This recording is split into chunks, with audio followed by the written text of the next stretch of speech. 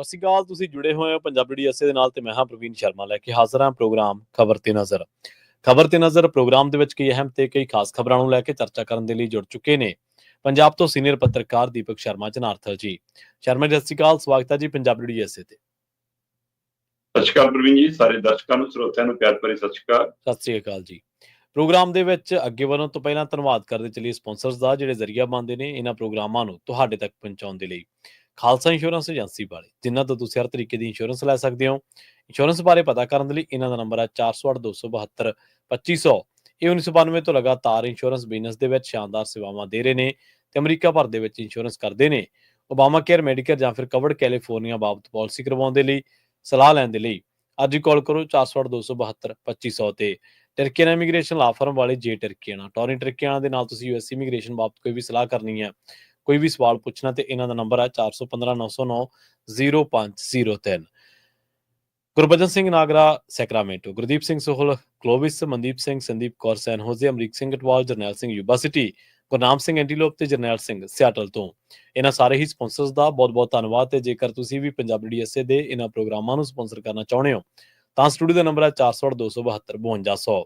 ਅੱਜ ਦਾ ਇਹ ਖਬਰ ਤੇ ਨਜ਼ਰ ਪ੍ਰੋਗਰਾਮ ਸਾਲ 2025 ਦੀ 14 ਜੁਲਾਈ ਦਾ ਪ੍ਰੋਗਰਾਮ ਹੈ ਤੇ ਦਿਨ ਅੱਜ ਸੋਮਵਾਰ ਹੈ। ਖਬਰਾਂ ਦੀ ਸ਼ੁਰੂਆਤ ਕਰੀਏ ਸ਼ਰਮਾ ਜੀ। ਪੰਜਾਬ ਵਿਧਾਨ ਸਭਾ ਦਾ ਜਿਹੜਾ ਇਜਲਾਸ ਚੱਲਿਆ ਸੀ, ਉਸ ਤੋਂ ਬੇਅਦਬੀ ਦੇ ਖਿਲਾਫ ਜਿਹੜਾ ਬਿੱਲ ਹੈ ਇਹਦੇ ਉੱਤੇ ਖਾਸੀ ਚਰਚਾ ਹੋਈ ਹੈ। ਸਵਾਲ ਅਗਲਾ ਖੜਾ ਹੋ ਗਿਆ ਕਿ ਇਹ ਬਿੱਲ ਠੰਡ ਵਰਤਾਏਗਾ ਜਾਂ ਫਿਰ ਸਿਆਸਤ। ਪ੍ਰਵੀਨ ਜੀ, ਇਸ ਗੱਲ ਦੀ ਆਪਾਂ ਜਿਸ ਦਿਨ ਇਜਲਾਸ ਰੱਖਿਆ ਗਿਆ ਸੀ ਉਸ ਸਮੇਂ ਤੋਂ ਹੀ ਚਰਚਾ ਕਰ ਰਹੇ ਸੀ ਕਿ ਇਹ ਇਜਲਾਸ ਦਾ ਮਕਸਦ ਇੱਕ ਤਾਂ ਨਸ਼ਿਆਂ ਵਾਲੇ ਮਾਮਲੇ ਦੇ ਉੱਤੇ ਚਰਚਾ ਕਰਨਾ, ਦੂਸਰਾ ਬੇਅਦਬੀ ਵਾਲੇ ਮਾਮਲਿਆਂ ਦੇ ਵਿੱਚ ਸਖਤ ਬਿੱਲ ਲਿਆ ਕੇ ਉਹਨੂੰ ਕਾਨੂੰਨ ਬਣਾ ਕੇ ਸਜ਼ਾਵਾਂ ਦੀ ਪ੍ਰਕਿਰਿਆ ਆਰੰਭਣਾ ਜੀ। ਸੋ ਇਹ ਦੋ ਮਕਸਦ ਨਾਲ ਹੀ ਇਜਲਾਸ ਬੁਲਾਇਆ ਗਿਆ ਸੀ ਔਰ ਇਸੇ ਲਈ ਦਾ ਇਜਲਾਸ ਸੀ। ਪਰ ਸਰਕਾਰ ਦੁਵਿਧਾ ਚ ਰਹੀ। ਆਪਾਂ ਇਹਦੀ ਵੀ ਗੱਲ ਕਰਦੇ ਰਹੇ ਕਿ ਕਦੇ ਲੱਗਦਾ ਕਿ ਕਰੀਏ, ਕਦੇ ਲੱਗਦਾ ਨਾ ਕਰੀਏ, ਕਦੇ ਲੱਗਦਾ ਹੁਣੇ ਕਰ ਲਈਏ, ਕਦੇ ਲੱਗਦਾ ਰੋਕ ਲਈਏ। ਇਸ ਦੁਵਿਧਾ ਸੀਗੇ ਤੇ ਇਸੇ ਲਈ ਫਿਰ ਉਹਨਾਂ ਨੇ ਪਹਿਲੇ 2 ਦਿਨਾਂ ਚ ਇਹਨੂੰ ਨਹੀਂ ਲਿਆਂਦਾ ਤੇ ਫਿਰ 2 ਦਿਨ ਵਧਾ ਲਏ। ਸੋ ਇਹ ਸਾਰੀ ਪ੍ਰਕਿਰਿਆ ਇਸੇ ਚੋਂ ਗੁਜ਼ਰੀ ਕਿ ਸਰਕਾਰ ਕਰਨਾ ਕੀ ਚਾਹੁੰਦੀ ਉਹ ਆਪਣੇ ਆਪ ਚ ਕਲੀਅਰ ਨਹੀਂ ਸੀ। ਆਖਰ ਮੁੱਖ ਮੰਤਰੀ ਭਗਵੰਤ ਮਾਨ ਹੋਰਾਂ ਨੇ ਮੀਡੀਆ ਦੇ ਨਾਲ ਕੈਬਨਿਟ ਦੇ ਵਿੱਚ ਬੈਠਕ ਤੋਂ ਬਾਅਦ ਇਹ ਕਿਹਾ ਸੀ ਕਿ ਵੀ ਜਦੋਂ ਅਸੀਂ ਇਹ ਖਰੜਾ ਪੇਸ਼ ਕਰਾਂਗੇ ਤਾਂ ਉਸ ਤੋਂ ਬਾਅਦ ਅਸੀਂ ਕਮੇਟੀ ਨੂੰ ਭੇਜ ਦਿਆਂਗੇ, ਜਿਵੇਂ ਸੰਸਦ ਚ ਹੁੰਦਾ ਹੈ ਨਾ। ਤੋਂ ਕਮੇਟੀ ਫਿਰ ਸਾਰੀਆਂ ਸੰਬੰਧਿਤ ਧਿਰਾਂ ਨਾਲ ਗੱਲ ਕਰੇਗੀ, ਉਹਨਾਂ ਦੀ ਰਾਏ ਲਏਗੀ, ਉਸ ਤੋਂ ਬਾਅਦ ਅਸੀਂ ਇਹਨੂੰ ਅੰਤਮ ਛੋਹ ਦੇਵਾਂਗੇ ਤੇ ਫਿਰ ਇਹ ਕਾਨੂੰਨ ਬਣਨ ਦੇ ਲਈ ਚਲਾ ਜਾਏਗਾ। ਜੀ ਜੀ। ਹੁਣ ਜਿਸ ਤਰ੍ਹਾਂ ਕੱਲ ਮੁੱਖ ਮੰਤਰੀ ਭਗਵੰਤ ਮਾਨ ਹੋਰਾਂ ਨੇ ਇਸ ਬਿੱਲ ਨੂੰ ਪੇਸ਼ ਕੀਤਾ, ਪੇਸ਼ ਕਰਨ ਤੋਂ ਬਾਅਦ ਜਿਸ ਤਰ੍ਹਾਂ ਸਪੀਕਰ ਸਾਹਿਬ ਨੇ ਜਦ ਇਹਦੇ ਤੇ ਚਰਚਾ ਕਰਾਉਣ ਦੇ ਲਈ ਸਮਾਂ ਤੈਅ ਕੀਤੀ ਕਿ 2 ਘੰਟੇ ਦਾ ਸਮਾਂ, ਵੀ ਜੇ 16 MLA 16 ਮਿੰਟ ਹੈ ਨਾ, ਜੇ 2 MLA ਤਾਂ 2 ਮਿੰਟ, ਜੇ 3 ਹੈ ਤਾਂ 3 ਮਿੰਟ। ਸੋ ਏਦਾਂ ਉਹਨਾਂ ਨੇ ਜਦੋਂ ਸਮਾਂ ਵੰਡ ਕੀਤੀ ਤਾਂ ਉਹਦੇ ਹਿਸਾਬ ਨਾਲ ਇਹ ਤੈਅ ਹੋ ਗਿਆ ਕਿ ਵੀ ਇਹ ਤਾਂ ਹੁਣੇ ਚਰਚਾ ਹੋਊਗੀ। ਸੋ ਫਿਰ ਵਿਰੋਧੀ ਧਿਰ ਦੇ ਲੀਡਰ ਪ੍ਰਤਾਪ ਬਾਜਵਾ ਖੜੇ ਹੋ ਕੇ ਕਹਿਣ ਲੱਗ ਪਏ ਕਿ ਆਪਣੀ ਅੰਦਰ ਤਾਂ ਗੱਲ ਇਹ ਹੋਈ ਸੀ ਜੀ ਕਿ ਅੱਜ ਪੇਸ਼ ਕਰ ਦਿੰਦੇ ਆ, ਚਰਚਾ ਕੱਲ ਨੂੰ ਕਰ ਲਾਂਗੇ ਤੇ ਫਿਰ ਤੁਸੀਂ ਇਹ ਤੋਂ ਕਿਉਂ ਮੁੱਕਰ ਰਹੇ ਹੋ। ਫਿਰ ਮੁੱਖ ਮੰਤਰੀ ਸਾਹਿਬ ਕਹਿੰਦੇ ਅੱਛਾ ਲੈ, ਥੋੜੀ ਤਿਆਰੀ ਨਹੀਂ ਗੀ, ਮਤਲਬ ਬੇਅਦਬੀ ਵਾਲੇ ਮਸਲੇ ਤੇ ਵੀ ਤੁਹਾਨੂੰ ਤਿਆਰੀ ਕਰਕੇ ਆਉਣਾ ਪਊਗਾ, ਤੁਹਾਨੂੰ ਪਤਾ ਹੀ ਨਹੀਂਗਾ ਕੀ ਹੋਇਆ। ਆਹ ਦੇਖ ਲਓ ਜੀ। ਚਲੋ ਵੈਸੇ ਮੈਂ ਸਿਆਸਤ ਨਹੀਂ ਕਰਦਾ ਕੋਈ, ਤੁਸੀਂ ਕੋਈ ਗੱਲ ਨਹੀਂ, ਕੱਲ ਨੂੰ ਆਜੋ, ਕੱਲ ਨੂੰ ਪੂਰੀ ਤਿਆਰੀ ਕਰਕੇ ਆਇਓ। ਪ੍ਰਵੀਨ ਜੀ, ਜੇ ਤਾਂ ਘਟਨਾਵਾਂ ਤੇ ਜ਼ਿਕਰ ਕਰਨਾ ਜੀ ਜੀ, ਬਾਈਬਲ ਕਲਾਂ ਬਰਗਾੜੀ ਤੋਂ ਲੈ ਕੇ ਪੰਜਾਬ ਭਰ ਦੇ ਵਿੱਚ ਹੁਣ ਤੱਕ ਬੇਅਦਬੀ ਦੀਆਂ ਜੋ ਘਟਨਾਵਾਂ ਵਾਪਰੀਆਂ ਉਹਦਾ ਕਰਨਾ ਹੈ, ਘਟਨਾਵਾਂ ਦੇ ਹਵਾਲੇ ਨਾਲ ਉਸ ਸਮੇਂ ਦੀਆਂ ਸਰਕਾਰਾਂ ਨੂੰ ਕਟਹਿਰੇ ਚ ਲਿਆਉਣਾ, ਫਿਰ ਤਾਂ ਪਹਿਲੇ ਦਿਨ ਤੋਂ ਚਰਚਾ ਸ਼ੁਰੂ ਕਰ ਲੈਂਦੇ। ਜੇ ਤੁਸੀਂ ਬੇਅਦਬੀ ਦੀਆਂ ਘਟਨਾਵਾਂ ਰੋਕਣੀਆਂ ਔਰ ਉਹਦੇ ਲਈ ਤੁਸੀਂ ਬਿੱਲ ਲਿਆਏ ਹੋ ਤੇ ਜੇ ਬਿੱਲ ਤੇ ਚਰਚਾ ਤਾਂ ਬਿੱਲ ਪਹਿਲਾਂ ਪੜ੍ਹਨ ਨੂੰ ਦੇਣਾ ਪੈਂਦਾ ਜੀ। ਬਿਲਕੁਲ ਸਹੀ ਹੈ। ਬਿੱਲ ਪਹਿਲਾਂ 48 ਘੰਟੇ ਘੱਟੋ ਘੱਟ ਨਿਯਮ ਹੈ। ਇਹ ਤਾਂ ਚਲੋ ਜੇ ਮੁੱਖ ਮੰਤਰੀ ਸਾਹਿਬ ਨੂੰ ਨਹੀਂ ਪਤਾ ਹੋਣਾ, ਸਪੀਕਰ ਸਾਹਿਬ ਨੂੰ ਤਾਂ ਪਤਾ ਹੋਣਾ ਚਾਹੀਦਾ ਕਿ ਵੀ 48 ਘੰਟੇ ਪਹਿਲਾਂ ਵਿਧਾਨ ਸਭਾ ਦੇ ਹਰ ਮੈਂਬਰ ਨੂੰ, ਸੱਤਾਧਾਰੀ ਧਿਰ ਚਾਹੇ ਵਿਰੋਧੀ ਧਿਰ ਚਾਹੇ ਕੋਈ ਧਿਰ ਹੈ, ਸਾਰੀਆਂ ਧਿਰਾਂ ਦੇ MLA ਨੂੰ ਉਹ ਖਰੜਾ ਉਪਲਬਧ ਹੋਣਾ ਚਾਹੀਦਾ ਪੇਸ਼ ਹੋਣ 48 ਘੰਟੇ ਪਹਿਲਾਂ ਜੀ ਜੀ। ਤੇ ਤੁਸੀਂ ਪੇਸ਼ ਕਰਕੇ ਵੀ ਨਹੀਂ ਵੰਡਿਆ ਜੇ ਤੇ ਤੁਸੀਂ ਕਹਿ ਰਹੇ ਹੋ ਜੀ ਕਿ ਹਾਂ ਚਰਚਾ, ਮਤਲਬ ਕਿ ਇਸ ਲਈ ਇੱਥੋਂ ਪਹਿਲੀ ਗੱਲ ਤਾਂ ਇਹਦੇ ਉੱਤੇ ਸ਼ੱਕੇ ਸ਼ੋਭੇ ਨੇ ਕਿ ਤਰੀਕਾਕਾਰ ਕੀ ਆ। ਜੇ ਤੁਸੀਂ ਨਹੀਂ ਵੀ ਕਰੋਗੇ ਤਾਂ ਵੀ ਤੁਹਾਡੇ ਕੋਲ ਬਹੁਮਤ ਤੁਹਾਨੂੰ ਤਾਂ ਪਾਸ ਹੋ ਜਾਊਗਾ, ਕੋਈ ਦਿੱਕਤ ਨਹੀਂ। ਪਰ ਆਪਾਂ ਕਿਸ ਇੱਛਾ ਸ਼ਕਤੀ ਨਾਲ ਲਿਆ ਰਹੇ ਹਾਂ ਕਿ ਬੇਅਦਬੀ ਦੀਆਂ ਘਟਨਾਵਾਂ ਰੁਕਣ, ਦੋਸ਼ੀਆਂ ਨੂੰ ਸਜ਼ਾਵਾਂ ਮਿਲਣ। ਜੇ ਇਹ ਹੈ ਤਾਂ ਇਹਦੇ ਤੇ ਨਿੱਠ ਕੇ ਚਰਚਾ ਹੋਣੀ ਚਾਹੀਦੀ ਹੈ ਕਿ ਇਹਦੇ ਵਿੱਚ ਕੋਈ ਪੱਖ ਰਹਿ ਨਾ ਜਾਵੇ, ਕੋਈ ਖਾਮੀ ਰਹਿ ਨਾ ਜਾਵੇ, ਕਿਸੇ ਤਰ੍ਹਾਂ ਇਹ ਸਹੀ ਦਿਸ਼ਾ ਦੇ ਵਿੱਚ ਅੱਗੇ ਵਧੇ। ਚਲੋ ਹੁਣ ਇਹਦੇ ਵਿੱਚ ਜੋ ਹੈਗਾ ਉਹ ਚੋਂ ਦੋ ਤੇ ਜ਼ਰੂਰ ਗੌਰ ਮੰਗਦੇ ਨੇ ਜੀ। ਵੈਸੇ ਤਾਂ ਅੱਜ ਘੰਟੇ ਬਾਅਦ ਚਰਚਾ ਸ਼ੁਰੂ ਹੋ ਜਾਣੀ ਆ ਤੇ ਉੱਥੇ ਫਿਰ ਦੇਖਦੇ ਆ ਜੀ ਕੌਣ ਕੀ ਰੰਗ ਲਾਉਂਦਾ। ਜੇ ਤਾਂ ਆਪਣੀ ਸਰਕਾਰ ਦੀ ਆਪਣੇ ਕਾਰਜਕਾਲ ਦੀ ਪਿੱਠ ਤਾਪਣੇ ਦੂਏ ਨੂੰ ਭੰਡਣਾ, ਇਹੀ ਕੁਛ ਕਰਨਾ, ਫਿਰ ਲੱਭਣਾ ਨਹੀਂ।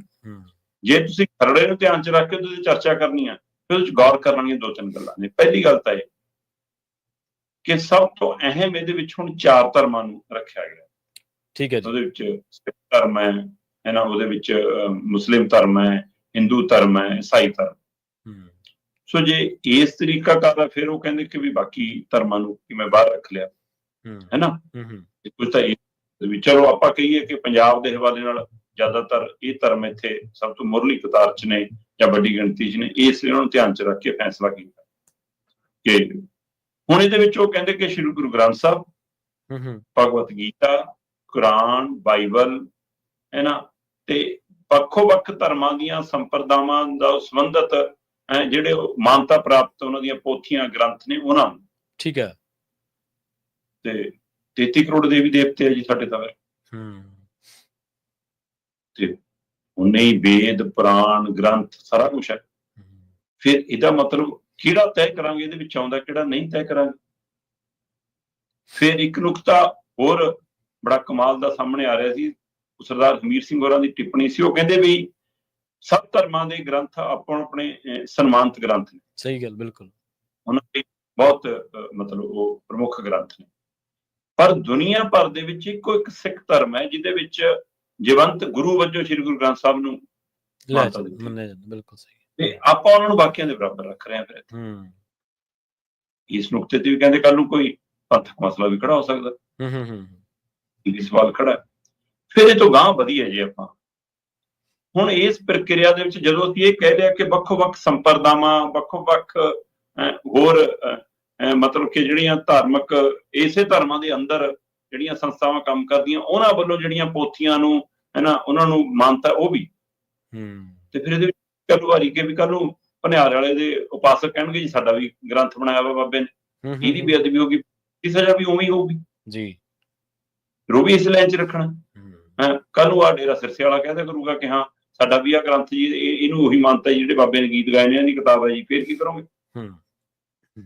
ਸੋ ਇਸ ਲਈ ਅਸੀਂ ਇਹਦਾ ਨਖੇੜਾ ਕਿਵੇਂ ਕਰਨਾ, ਇਹ ਉਲਝਣ ਜ਼ਿਆਦਾ ਵਧਾ ਰਿਹਾ, ਸਪਸ਼ਟ ਨਹੀਂ ਕਰ ਰਿਹਾ ਜੀ। ਜੀ